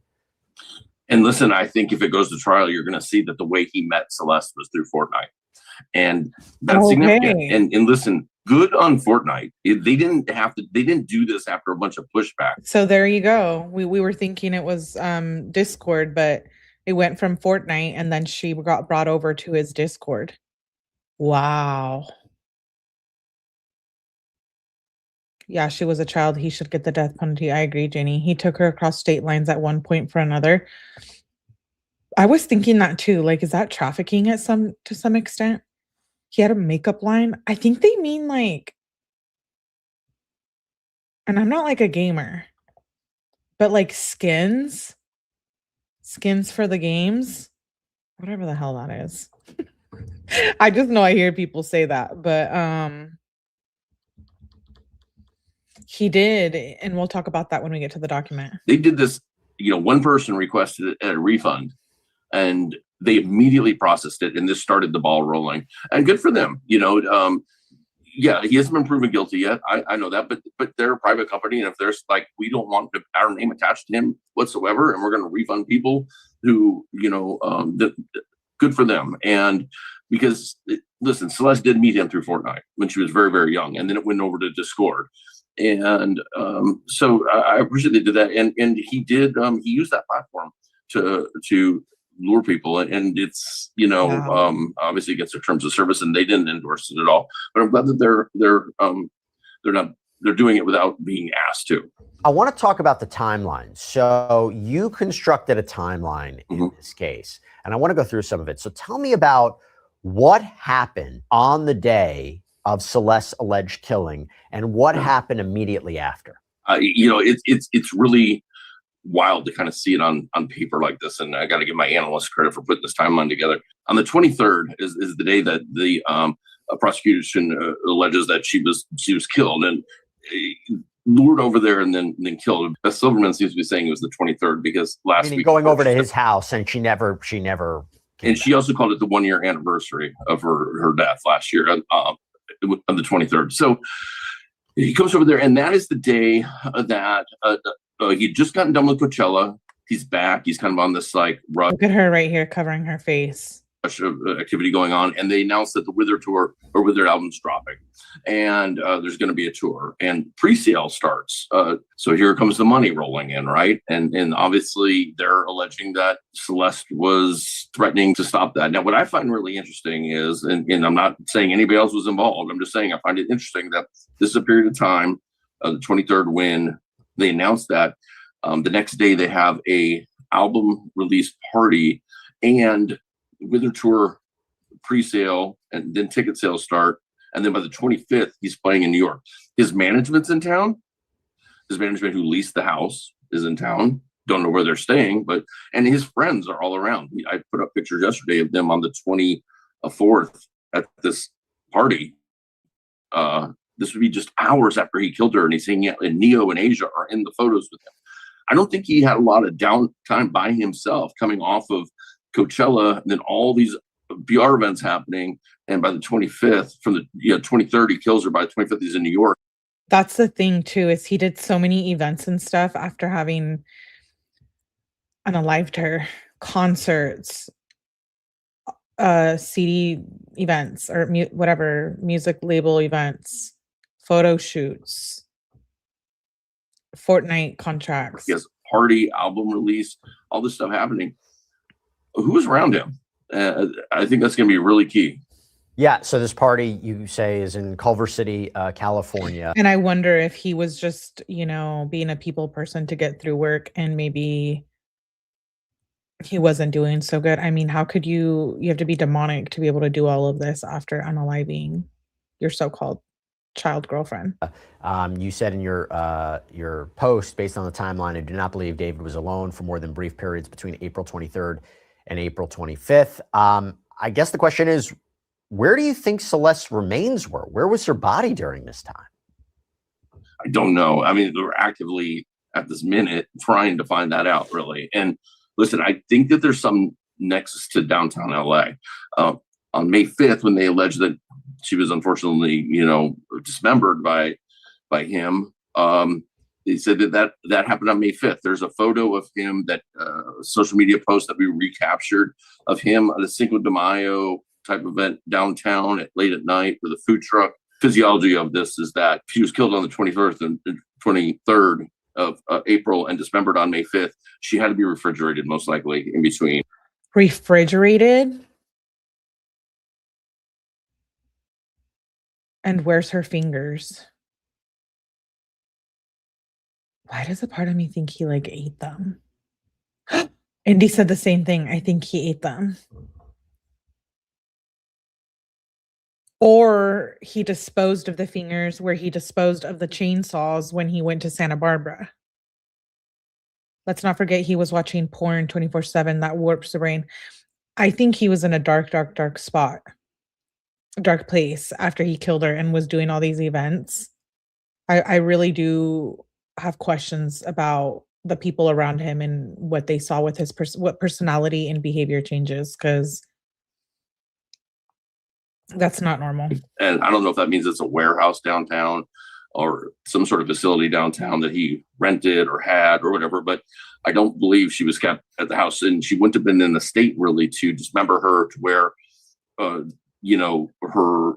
she was still wearing clothes and everything. And that would have been, The reason I say why I think he ate them is because in the anime, well, I don't know, maybe he didn't, maybe he did. In the anime though, the fingers are seen as I believe trophies. So if you mix that with ritualistic cult shit, it could be, but maybe he did keep them as trophies. Really tricky situation if she wasn't. So I think she was stored downtown or somewhere that had refrigeration. These allegations are so heinous and so disturbing, but you couple with the idea of him, allegedly partying right afterwards. And didn't he stream? Didn't you say he streamed? Or was it on the 23rd or the 24th? He streamed a performance. He did a 3-day band lab collaboration in New York City starting on the 25th, then flew home to Houston and performed there from his hometown on the 28th. And they streamed that as well. But there's no way, you can't look at the pictures of these performances except when he starts breaking down and crying, which makes you wonder if that's a little performative. But when he's at this party, it is alleged he cried 2 or 3 times at at one of the concerts or shows that he did. So if that was real, or if not, if it was all fake, we don't know. Again, let's go back to the MDP psycho and the fingers, because remember I told you guys that in this series, the serial killer begins with raping and dismembering the girlfriend of the detective Yosuke, who then develops multiple personalities. The series is known for eye scream, eye trauma, severed body parts with barcodes, and instances where victim skulls are used as flower pots. MDP Psycho features graphic depictions of dismemberment, mutilated bodies, and intense body trauma, often targeting young women. This is his alter ego. The time of his life. He's on top of the world. It's all about him. It's his party. It's the belle of the ball, so he doesn't look too bothered. And I sure would like to talk to people like Neo and Asia and his management and say, what was his mindset? What was he talking about? Were you at the house that night? Because David, when they have these parties, they tend to be after parties at the house. So I go back to something that you wrote in your post. It's difficult to believe that no one knew anything about Celeste. Yeah. Immunity may protect someone legally, but it does not shield them from public perception, especially if information was not brought forward immediately. These photos are from the April 24th party, 100 Thieves, hours after Celeste Rivas Hernandez was killed, according to prosecutors. So you and I talked about this, but I just want you to elaborate on it. I asked DA Nathan Hochman in my interview on Jessie Weber Live on News Nation about whether other people will be charged. And he goes, look, it's an ongoing investigation. If people have more information come forward, he wouldn't confirm whether or not someone was given a deal or whether or not someone's cooperating. It's like manic. It's like a dopamine rush, which makes me think there was other things going on. Like he was like going after he killed her, you know, and then there's like a come down from it. Like when you do rugs. I've seen some manga that's banned here in the US. That stuff can be wild. Events on autopilot.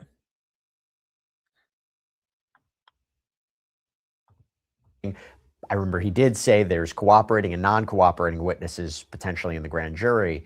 Your thoughts on this? Again, if we're looking at the timeline, we're looking at what prosecutors alleging. I'm wondering whether or not potential cooperating witnesses and ideas of immunity deals would even come up in a preliminary hearing. Listen, I think 2 or 3 people know, and it's that, you know, that blunt about it. I think 2 of those people, I think Neo and Asia, just my opinion, but as an investigator and, you know, what I've seen, I think they knew things. And imagine that if you're somebody that reluctantly came forward after being, let's say, arrested or whatever, and being kind of forced your hand, like go to jail or tell your story. Imagine that you pretty much told the story, but held some back and then find out that there's been a wiretap this whole time going on. And it's like, oh God, I'm going to get caught up in this. So is Nathan Hochman saying... Sounds like 𝗍𝗪 sure knows some information, huh? Yeah, you know, we can't say nobody's going to be charged if they were honest and they kept to their immunity agreement. Now, he didn't say that, but I'm just saying, I'm just reading between the lines, that then they're probably okay. But if they lie to us, they're not going to be okay. And listen, that wiretap could tell a lot, you know, and if you find out that they didn't tell their whole story or they lied a little bit, then you're not covered anymore. Can you elaborate a little bit more on the wiretap, how it works, how law enforcement would be able to get that? Yeah, this wiretap is blowing my mind. I'm wondering what they got out of that. Yeah, so it's done a lot on, it can be done on a state level, which it was, but it's done a lot on federal level, but they literally tap your phone. So whatever lines that they apply for, it's under like a super warrant. They're supposed to exhaust all other means first, but then they can actually intercept and listen in on all your phone calls, and they record them. And we don't know how long this wiretap was ongoing for, but I imagine a pretty long time. So anything, like you said, hey, don't put that in writing, call me, man. You know, it's all going to be recorded. And I think that's going to take up a very, very large part of the 41 terabytes of data. When do you think her body was put in that Tesla? After, I think probably on the night he dismembered her on May 5th, if that's the date it happened, Wow. or whenever he didn't dismember her. I think she was put in there probably somewhat in, you know, still in a refrigerated state. And I don't know why he didn't complete, you know, getting rid of her, or if it was just a trophy thing, or if he did it on purpose. I don't know if we'll ever get the answer to that and understand it, but I think she was put in there shortly after she was dismembered. Wow. And again, just have to be clear, right? You said it before, he's innocent until proven guilty. These are They think he put her in the car after he dismembered her. Her body was just like being moved. Her dismembered body was just being moved from place to place. How evil. Can't believe he partied and all this little influencer friends were streaming from his bathroom. Yep. He had to have known something is off with his family. I agree 1000% on this part. Do you think he has other victims? I do. I think he will blame someone else. Neo did it with him. Interesting. Yeah, the wiretaps. Imagine he didn't wiretap in 54 warrants. Dude, 54 warrants is crazy. Communicating through Discord. Bet there's some goodies in the Discord account. Remember Maddie Soto's Discord account? We never got to see hers. That was sealed. I always wanted to. Right? Unless I didn't get my hands on it, but I didn't see that. Did he say refrigerated state? Yeah. Again, remember in Dexter, he does refrigerate sometimes for like blood draining. I don't know how that works. I'm saying you're late. Okay, let's read the doc real quick. Let's go back to it. I want to touch base on it. I'll that up on my second screen. Here we go.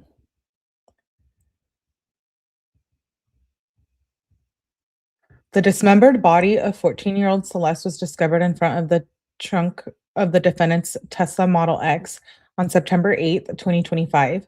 The vehicle had been towed 3 days prior from Bluebird Avenue, which was parked approximately 400 feet from the defendant's home.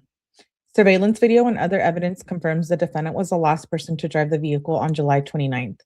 So right here, the last person to drive the vehicle, either they have surveillance, the Tesla surveillance, or I was thinking maybe like a fingerprint sweep. Maybe showed that he was the last one to touch the car. I most likely think it was the Tesla cameras. I do. On September 8th, 2025, the manager of the tow yard where the Tesla had been impounded noted the strong smell of decay and the presence of flies coming from the vehicle. He notified LAPD Hollywood auto detectives who determined the Tesla was registered to defendant through departmental resources. At the tow yard, LAPD detectives opened the Tesla's front storage compartment and observed a black cadaver bag covered in insects. Inside the bag, they discovered a severely decomposed head and torso. A plastic garbage bag beneath the black cadaver bag contained the dismembered arms and legs. However, the victim's ring and pinky fingers on her left hand had been amputated and were not found in the Tesla. On September 16, 2025, the Los Angeles County Medical Examiner's Department positively identified the body from dental records as belonging to the victim. Pursuant to their investigation, LAPD robbery homicide detectives determined the victim and defendant met in January of 2022 when she was 11 years old. They began a sexual relationship in November of 2023 when the victim was just 13 years old and the defendant was 18. Detectives learned the victim had been reported missing to the Riverside County Sheriff's Department by her family, who live in Lake Elsinore, in February and April of 2024. I know she was reported missing a few times, so I really want to look into that. Those times that she was reported missing. RCSD telephonically contacted the defendant on April 17th, 2024, after they identified a phone number in the victim's phone records that belonged to him. So basically, after February 17th, 2024, he cannot say that he didn't know she was a minor. He knew. We know that. But absolutely, for sure, with the law, you knew because they contacted you. During the call, the defendant claimed he had spoken to the victim last on February 13th or 14th of 2024, so Valentine's Day, but stated he was unaware that she was a minor or that she had been reported missing. Lies, because remember, there was an email that was sent to his team about her being missing and being a minor. So again, David is a liar, a predator, a demon. RCSD advised him that the Los Angeles Sheriff's Department deputies would be coming to his home. On that day, the defendant was living at 804 North Doheny Place in West Hollywood. RCSD requested that LASD conduct a welfare check at the defendant's home.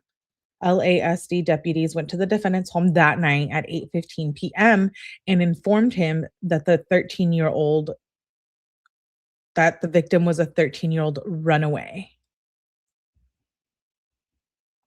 Yeah. Where was she living permanently? Never seen her just. I don't know. I don't think we know. Street cameras or doorbell cameras. Defendant again claimed he was unaware she was a minor and he had only met the victim once in person in November of 2023. However, the defendant showed deputies a yearbook photo of the victim he had on his cell phone. Although he claimed to be unaware of where the victim was at the time, she returned home 2 days later. Yes.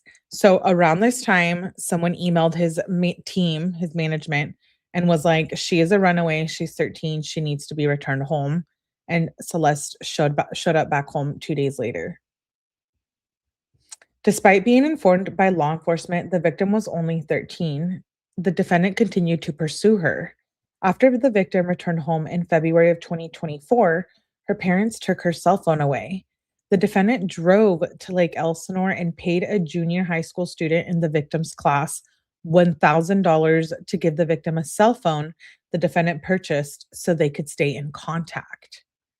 So this was a time, I think, when her family tried to intervene and took her cell phone, but he paid someone, which is probably where the financial gain comes in play, so that they could give her like a burner phone or another phone for them to communicate. So there was a phone where she was communicating just with him. Throughout 2024, the victim spent a significant time with the defendant, including summer weekends at his home in the Hollywood Hills and traveling with him to Las Vegas, London, and Texas to meet his family. This part I wanted to talk about because what the hell? How does this work? London? You need a passport.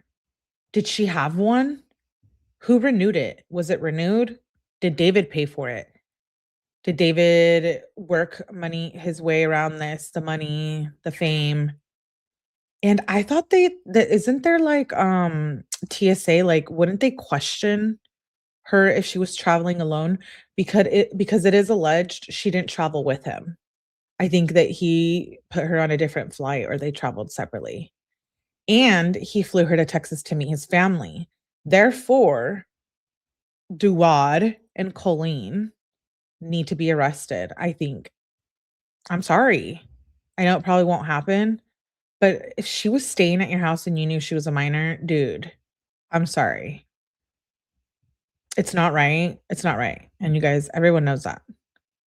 How did she have a passport? Did she have family in Mexico? And why? That's what I'm questioning. That's what I'm questioning. And who signed for it to be renewed? Because it's a minor, right? Don't you need an adult? A parent? I don't know. You guys fill me in on that with you guys having kids, because I know that I'm an adult and I get my own passport. But I think if you're a minor, don't you have to have someone sign for you, which is fine, easy. Someone probably forged her parents' signature. David probably paid people off. What about TSA? Like, they don't question minor? I guess not, right? Minors travel. But I would question if I saw a minor with David. Maybe not because he's a celebrity. There's that part. But this part right here, she was traveling everywhere with him.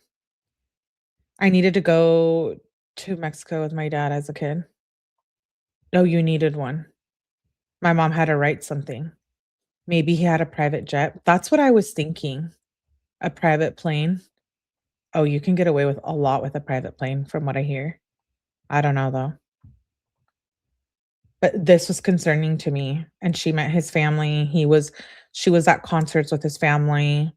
There's proof of all of that, evidence of all of that. So this right here really bothers me. And I said it in yesterday's live, and I will back it up again. I think both parents need to be held accountable, because if it was us right now, we would be in jail. We would be held accountable. You know that already. He most likely paid for her to have a passport. Yeah, minors can travel internationally alone, but generally they must use airline accompanied by minor services, which are mandatory for children's age 5 to 14. Dude, I would never be able to travel alone. I don't think I traveled alone until I was like in high school. Yes, because you're in the air committing crimes, just like Epstein's place. So is that considered trafficking? Is that trafficking? Because she's a minor?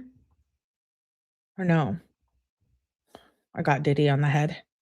Well, my mom had custody of me, that's why. State lines, London? I don't know, maybe not. And maybe they're, they don't want to focus. Maybe they do. Maybe they could do those charges, but maybe they don't want to focus on that since they have so much with the murder. Let's continue.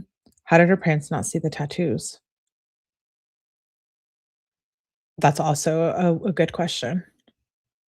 Text exchanged between the victim and the defendant contain references to sex, pregnancy, abortion, and the use of Plan B emergency contraceptive. So earlier, when we looked at the death certificate, it was changed from no, she wasn't pregnant, to unknown. So I think in that evidence and the discovery, I think they have proof or somewhat have proof that Celeste was pregnant at some point. It didn't have to be when she died. It could have been earlier in the year. Maybe that's why they had broken up one of the times. Maybe, I don't know, but my gut feeling is that she was pregnant at some point. And plan B, he could have had one of his friends or someone on his team get that. And honestly, he probably could have got a doctor to prescribe misoprostol, which is the abortion pill. He probably could have paid someone to do that, right? Like that's probably easy peasy to celebrities. Look at Michael Jackson, you know? You can get any drug you want, I think, when you're a celebrity. Her mom knew of one of the tattoos she told TMZ when they called her, apparently. And if she was pregnant and she did get pregnant or something of this sort, like, what is a 12-year-old doing taking abortion pills? It's a brutal, brutal process. He could have got that med easily. Easily. He could have just had one of his friends or someone on his team go get it. There are also explicit photographs documenting and corroborating their sexual relationship. This part, explicit photographs. So there's definitely CSAM on that, in those terabytes and that evidence, that discovery. And they're not going to show it. They're going to just describe the pictures because of her being a minor. Yeah, and I'm sure his assistant or manager got him the pills or whatever he needed. I think so. My heart breaks. My heart breaks for her. In November of 2024, the defendant and the victim broke up. This part right here, I'm wondering, like, could that maybe have been when she got pregnant? Maybe one of the families tried to intervene. In November of 2024, defendant and the victim broke up, although they continued to communicate in text messages suggests they also continued to have sexual relations. April 23rd of 2025 is the likely date of the victim's death and when all of her cellular activity ceased. The night prior, April 22nd, the defendant and the victim engaged in a lengthy argument described in detail in their text messages. The messages reveal the victim's jealousy over the defendant's relationship with other women. This bothers me, as I know yesterday we did like a live review of this, but now that I think back to it and rereading it, it kind of bothers me because it wasn't jealousy. She's a kid. Like, you know what I mean? Okay, maybe to an extent it's jealousy, but like she is a kid. How are you comparing her with a woman? Like, she loved David because he groomed her and he probably pulled her out of a bad home life. That's what it's looking like. I hate to say it, but it is. You know, so she didn't know what love was in loving a predator like that. That's the process of grooming. So this whole jealousy over other women, it's like, it's all she knew. David is all she knew in terms of a man offering her things and grooming her. And who knows what was said in those Fortnite chats and discords and love yous and money and fame and celebrity and bad home life. I could save you. Like, you don't have to live this life. Like, you don't deserve it, you know, that type of grooming stuff. She was looking for love in the wrong places. Exactly, Maria. The messages reveal the victim's jealousy over the defendant's relationship with other women, as defendant led her to believe they had a future together. She became extremely upset and threatened to disclose damaging information about her relationship with the defendant to end his career and destroy his life. And I don't know that she necessarily was like, I'm gonna ruin your life. Like, maybe it had been built up. Maybe she was like, you're doing this to others. You did it to me. And now you're just tossing me away like trash. Like, I'm not going to stay quiet. You know? I don't know. I'm just trying to envision like how she would feel being a woman in going through like a rough childhood. It's just, I don't know. I have mixed feelings about all of it. Defendant's first studio album was due to be released on April 25th, 2025. He had an emerging multi-million-dollar career already in progress. He also had multiple product endorsements, which were highly profitable. At approximately 8:40 p.m. on April 23rd, 2025, the defendant sent an Uber to transport the victim from Lake Elsinore home to his residence. So like I said earlier, I was told, or when I looked, it was like an hour and I think 45 minutes of a difference. So it wasn't like it was just down the street. They communicated before and during her Uber ride, which dropped her off at the defendant's Hollywood home at around 10:10 p.m. Okay. Who was aware that she was being picked up at her home? And she was going out at 10:10 p.m. Did she willingly go out, like out the front door? Did she sneak out? What happened here? Her family was obviously home? Question mark?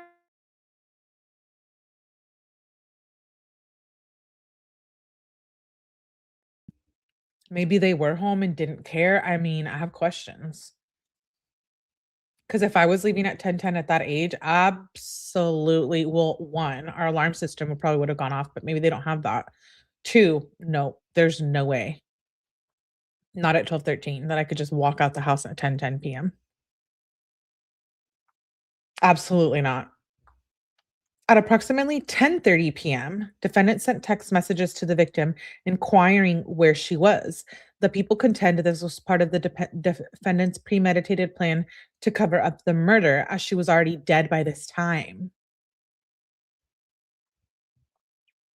So she got to his home around 10:10. David was already pretending to be messaging her when she was already dead.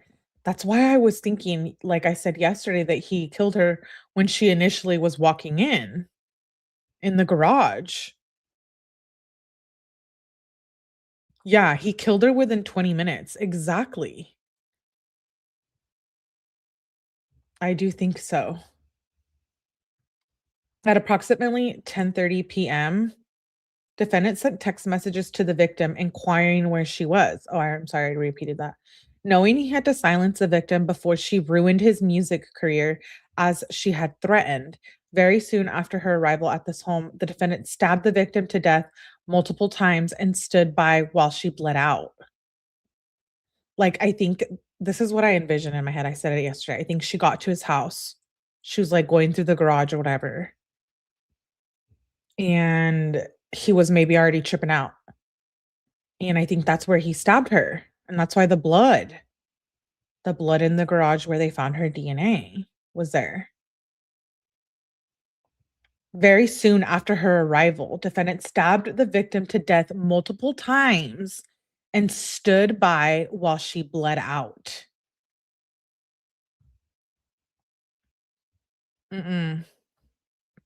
This is crazy. It reminds me of the 𝗠𝗲𝗃𝗀 case. Because remember, they're saying that she was a cold-blooded murder as well because she didn't call 911 right away. And it's basically like the same thing with this David case. Remember, 𝗠𝗃𝗃 called her mom, and David was probably trying to figure out what the hell to do. At no time did he call law enforcement or 911 or take her to an emergency room to attempt to save her life. So if he would have, this line right here makes me think if he would have, he could have probably saved her life. I don't know. A liver injury like that, I think there's a lot of fast internal bleeding, but I'm no pathologist, so I can't tell you how long it takes for the liver to bleed out internally. And, I would have to look that up. Despite knowing she was dead and her family, I think we looked it up already. It was like 5 to 6 minutes on one of the first lives. Despite knowing she was dead and her family was trying to find her, the evidence will show defendant lied and claimed he didn't know where she was. In fact, the defendant drove to Santa Barbara County immediately after the victim died, attempting to dispose of her property and destroy evidence. This is where I think he left the fingers, possibly, or and the chainsaws.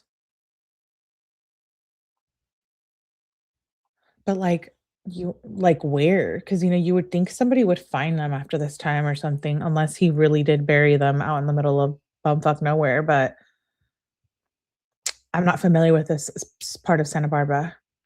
At approximately 11:30 p.m. on April 23rd, he drove away from his home as he texted and called the victim's phone asking where she was.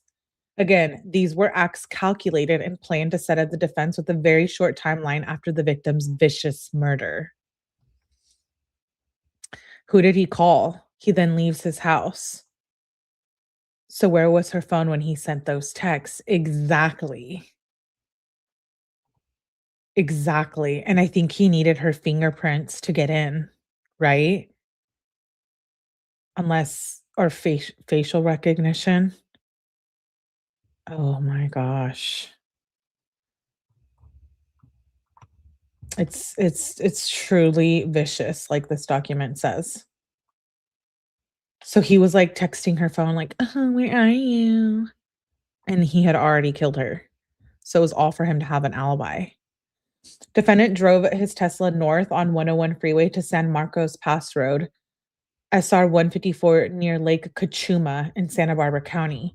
He returned home early the following morning on April 24th, 2025. So he spent all night out there. He spent all night out there. What did you do, David? You sick F. 11:30 p.m. to the next morning. He was out there burying and getting rid of evidence, you guys. He's a sick man. He returned home early the following morning on April 24th, 2025, before going to a radio interview for the release of his album that week.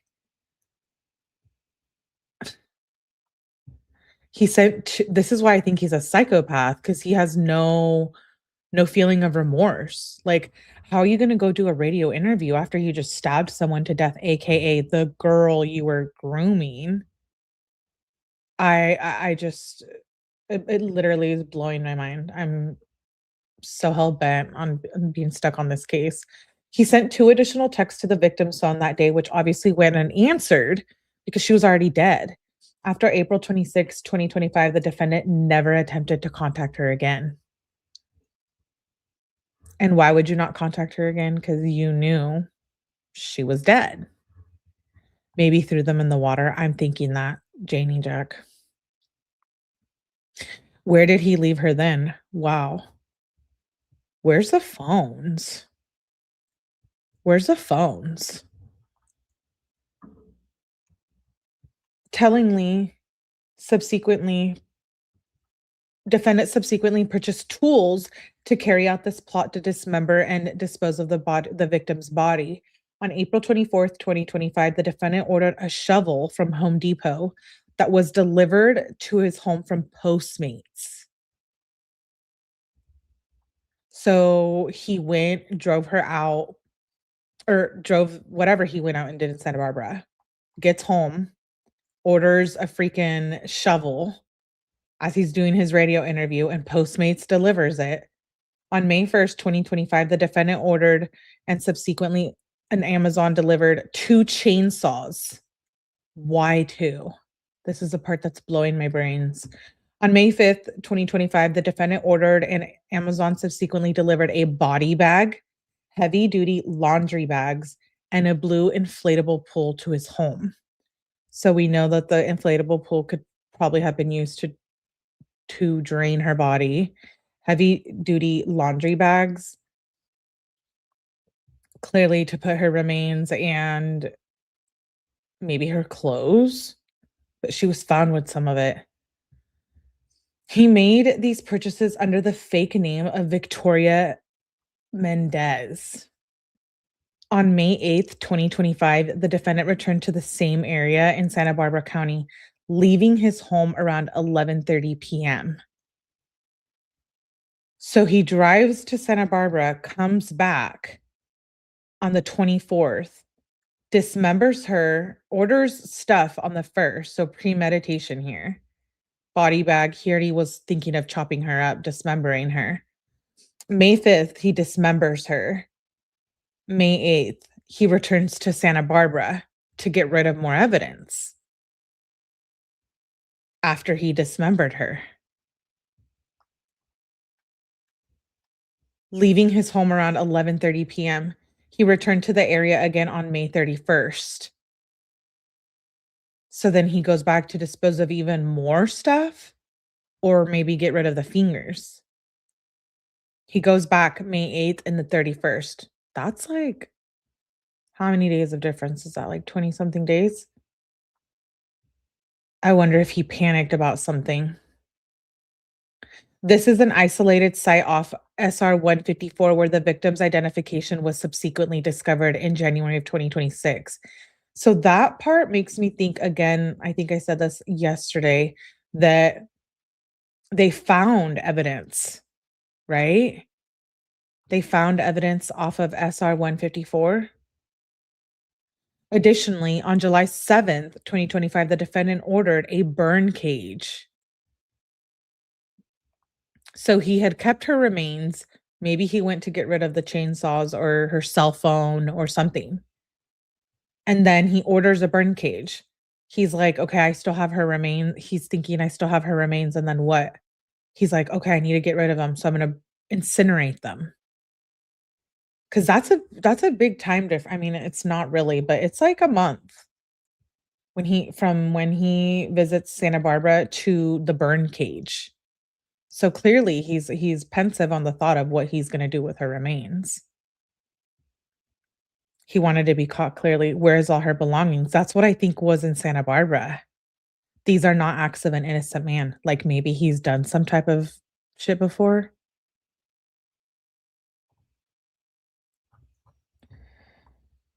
He orders a burn cage to his home under a fake name as part of the plan to incinerate evidence. And they don't say the fake name here. And I'm wondering, whose fake name? Is that the Victoria name or is that a different name? Or is that a name for someone that he knows? And maybe we'll find out later.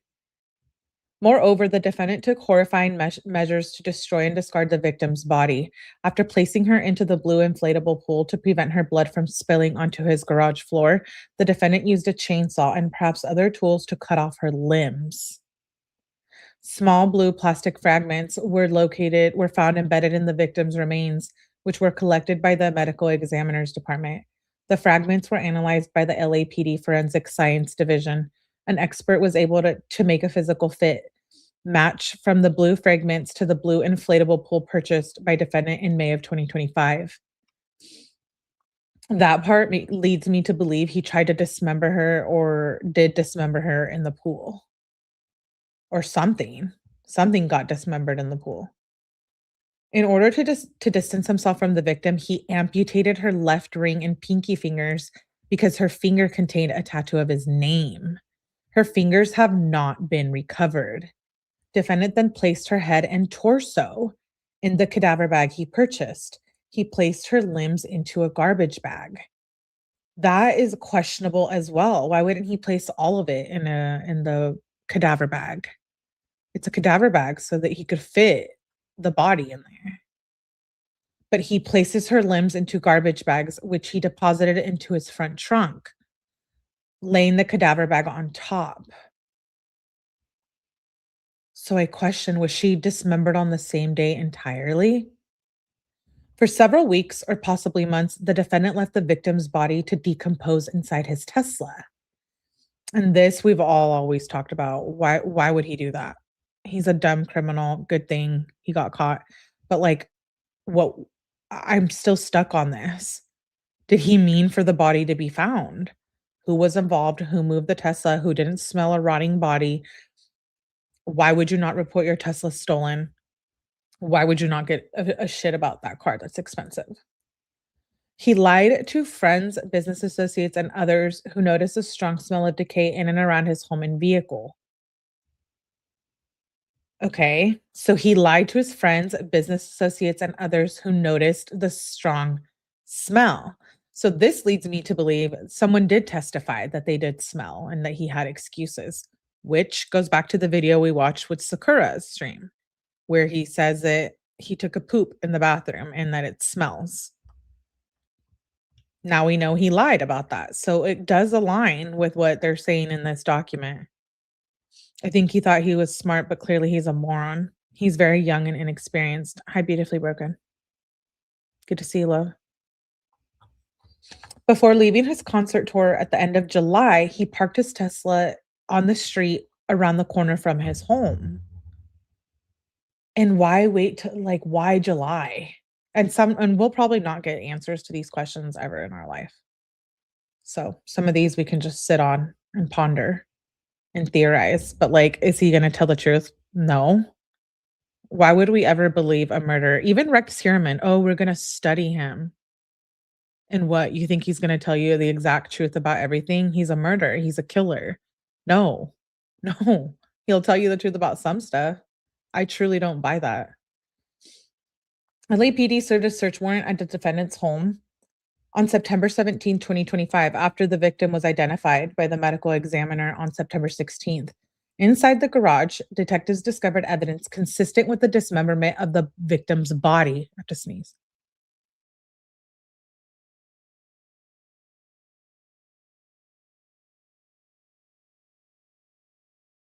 Oh, excuse me, I had to sneeze. So they discovered evidence consistent with the dismemberment of the victim's body in the inflatable pool, which contained multiple linear cuts. So he did try to dismember her in the pool. Several biological samples, which tested positive for blood, were collected within the garage area. So he didn't get rid of all the DNA. DNA analysis determined the various samples matched the victim's unique genetic profile. On December 9th, 2025, the medical examiner ruled the victim's death a homicide caused by 2 penetrating injuries to the torso. On January 17th, 2025, the victim's U.S. passport card was found by Caltrans worker in Santa Barbara. So they found evidence, but they didn't find the chainsaws or her fingers. He went to Santa Barbara to get rid of all her stuff. I hate this so much. Me too.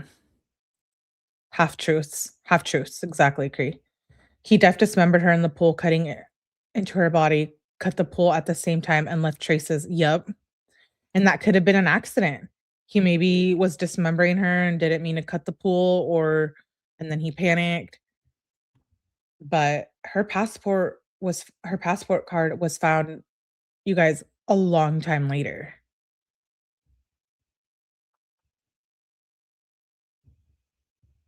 Or wait, yeah, right? Because wait, when did she? May 2025. She was dismembered May 2025. Yeah. I'm sorry, 2026. I think that's what that's meant to say here, is 2026. The people will present the following evidence at the preliminary hearing, including but not limited to the description of photographs depicting the victim naked, as well as while she was engaged with defendant in sexual activity when she was 13.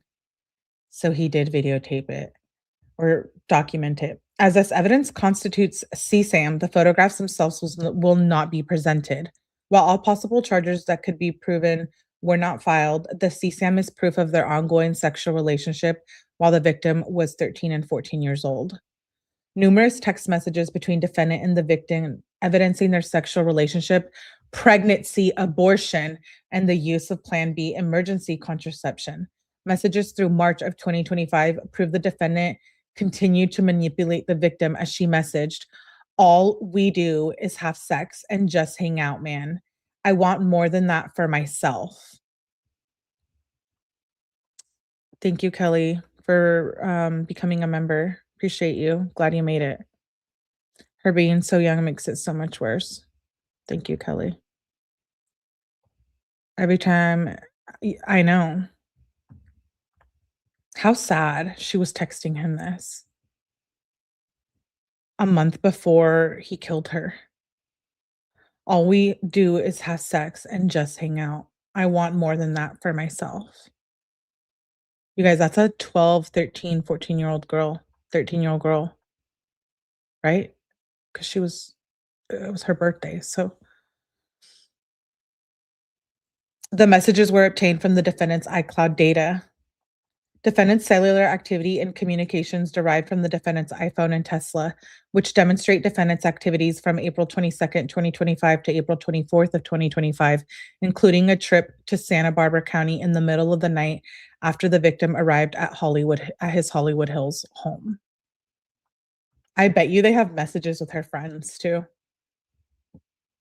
If she did have an abortion, I bet you her friends maybe helped her too.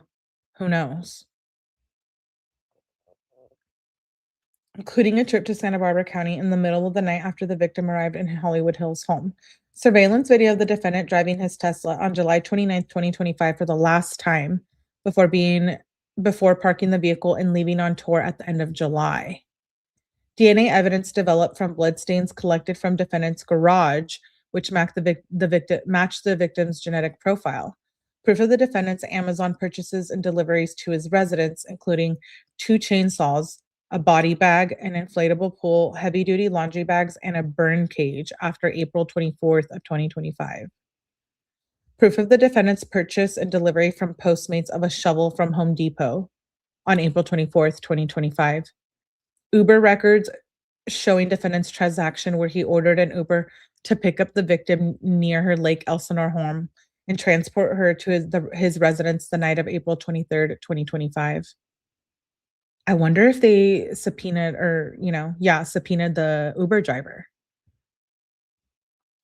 Because we see that in cases, Idaho is a great one where the Uber driver got subpoenaed. Proof of the defendant's lucrative career as a singer and songwriter prior to April 23rd, 2025, defendant had an album release party on the night of April 24th, stabs her, leaves her to bleed out, possibly in his house, in the garage. And he goes to a release party a day after. Thank you, Kelly. We love you here. Thanks for being here. Oh, I appreciate that. I'm glad you made it. Thank you. Text message exchanged between the defendant and the victim on April 22nd and April 23rd, where the victim threatened to expose the defendant and destroy his career. The brief is filed to assist the court in understanding the scope and relevance of evidence the prosecution intends to present at a preliminary hearing. The prosecution has issued numerous subpoenas and is prepared to proceed with the preliminary hearing. The defense has had multiple opportunities to request a continuance, but has not done so. In the view of limited scope of evidence to be presented at the preliminary hearing detailed in this brief, there should be no substantial impediment to moving forward with the hearing as scheduled. Signed, Beth Silverman. Absolutely one of the craziest documents I've read thus far. I just can't with this. Isn't it like one of the worst case, if not? I mean, it's hard to say that because we cover a lot of true crime, you guys. Like, let me remind you guys and go back, peep the playlist, please. But if you guys are not familiar with Emily Pike, it reminds me a lot of the Emily Pike case. And I did a live on Emily Pike like a year ago. So Emily Pike was dismembered as well, and her killer has never been found. And she's an Indian girl who was like in a what do you call them? Not a behavioral home. I guess kind of sort of like a behavioral home. And she ends up leaving one night and she's never found, and she gets dismembered. And her killer, I mean, she's found, but obviously dismembered. Her killer's never found. And it just reminds me a lot of the Emily Pike case. And she has yet to receive justice as well. So just a little reminder on that case. The live might not be so great because I think that was like towards the beginning of when I started my channel, but I was on the Emily Pike case immediately. And it reminds me a lot of Celeste. Bad home life, runaway, behavioral houses, family issues. I think she was being groomed as well. She got dismembered. Her body was found dismembered, and they have no leads, nobody arrested for her. But anyways, now I went off on a tangent on Emily Pike case, but that case needs more attention as well. And it's due for an update. But anyways, back to Celeste. It just goes with what I was going to say, the home life and what Celeste was going through. It puts them in a dangerous place. You know, they don't have a safe place to go, a safe home. And my heart breaks that Celeste didn't have anyone except people on Fortnite and predators. It's really sad. He put that passport far from his home to make it look like she was killed in that area, hoping it wouldn't leak. Yeah. And also the finger. I don't think he got rid of her finger to hide his name. I really don't. Because, like, unless he's really that dumb, which he is, but they would still know he did it. You know, like, oh, did you really think getting rid of her finger like wouldn't put you as a suspect? Like, because she had his name tattooed. I think there was like some weird cult like stuff going on. Maybe satanic. I mean, it's a thing with the Epstein files, you guys. I wouldn't be surprised. Did you see where the family has been? Yeah. Cleared for now, right? I'd have to look into that. Thank you, Mercedes. You're one of my favorites. I love the way you give it up. You're so honest. Thank you. Yeah, I try to be. I know a lot of people might not like what I had to say about the parents, but I think on both ends they failed. Joining the chat late, I apologize. No, you're fine, Kelly. You're absolutely fine. We're just reviewing kind of what I did yesterday because I was reviewing the document live was a little much. So I wanted to review it again with you guys. But I have a huge timeline, 2 timelines and 2 interviews that I still want to review with David. I'll schedule that for tomorrow because I don't want to make this live a 3-hour live again.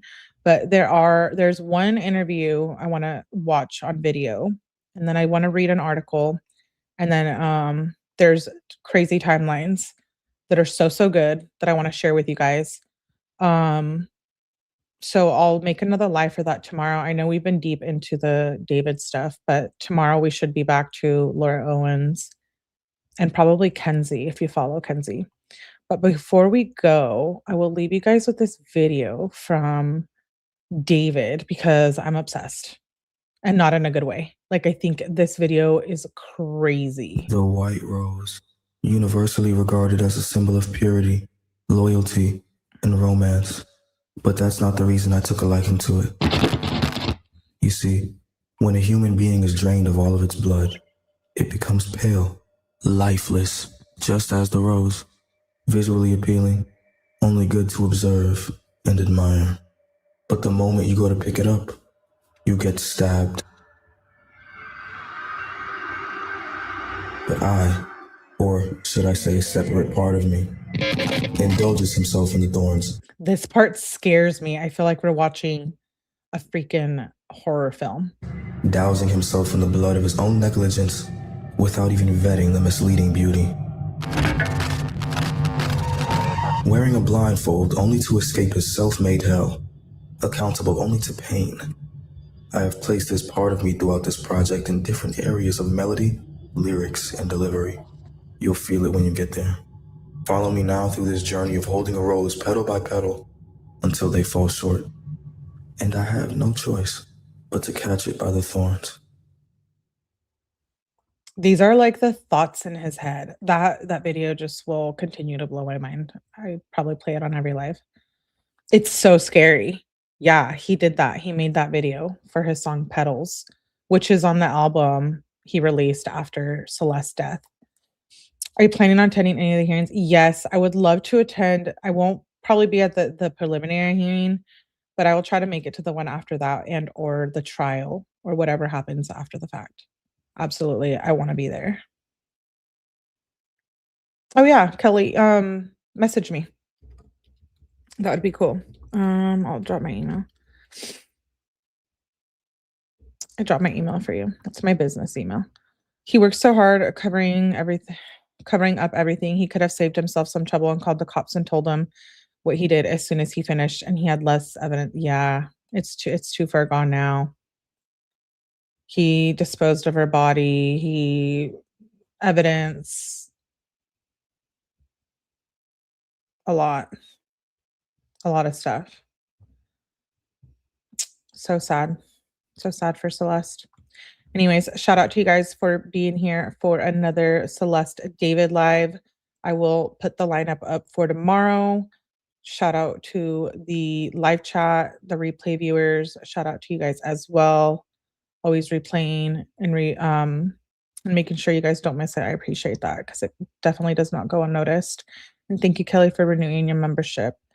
I will see you guys on the next live justice for Celeste. Thank you for being here. And please, please, please make sure you hit the like button on the way out. Good night.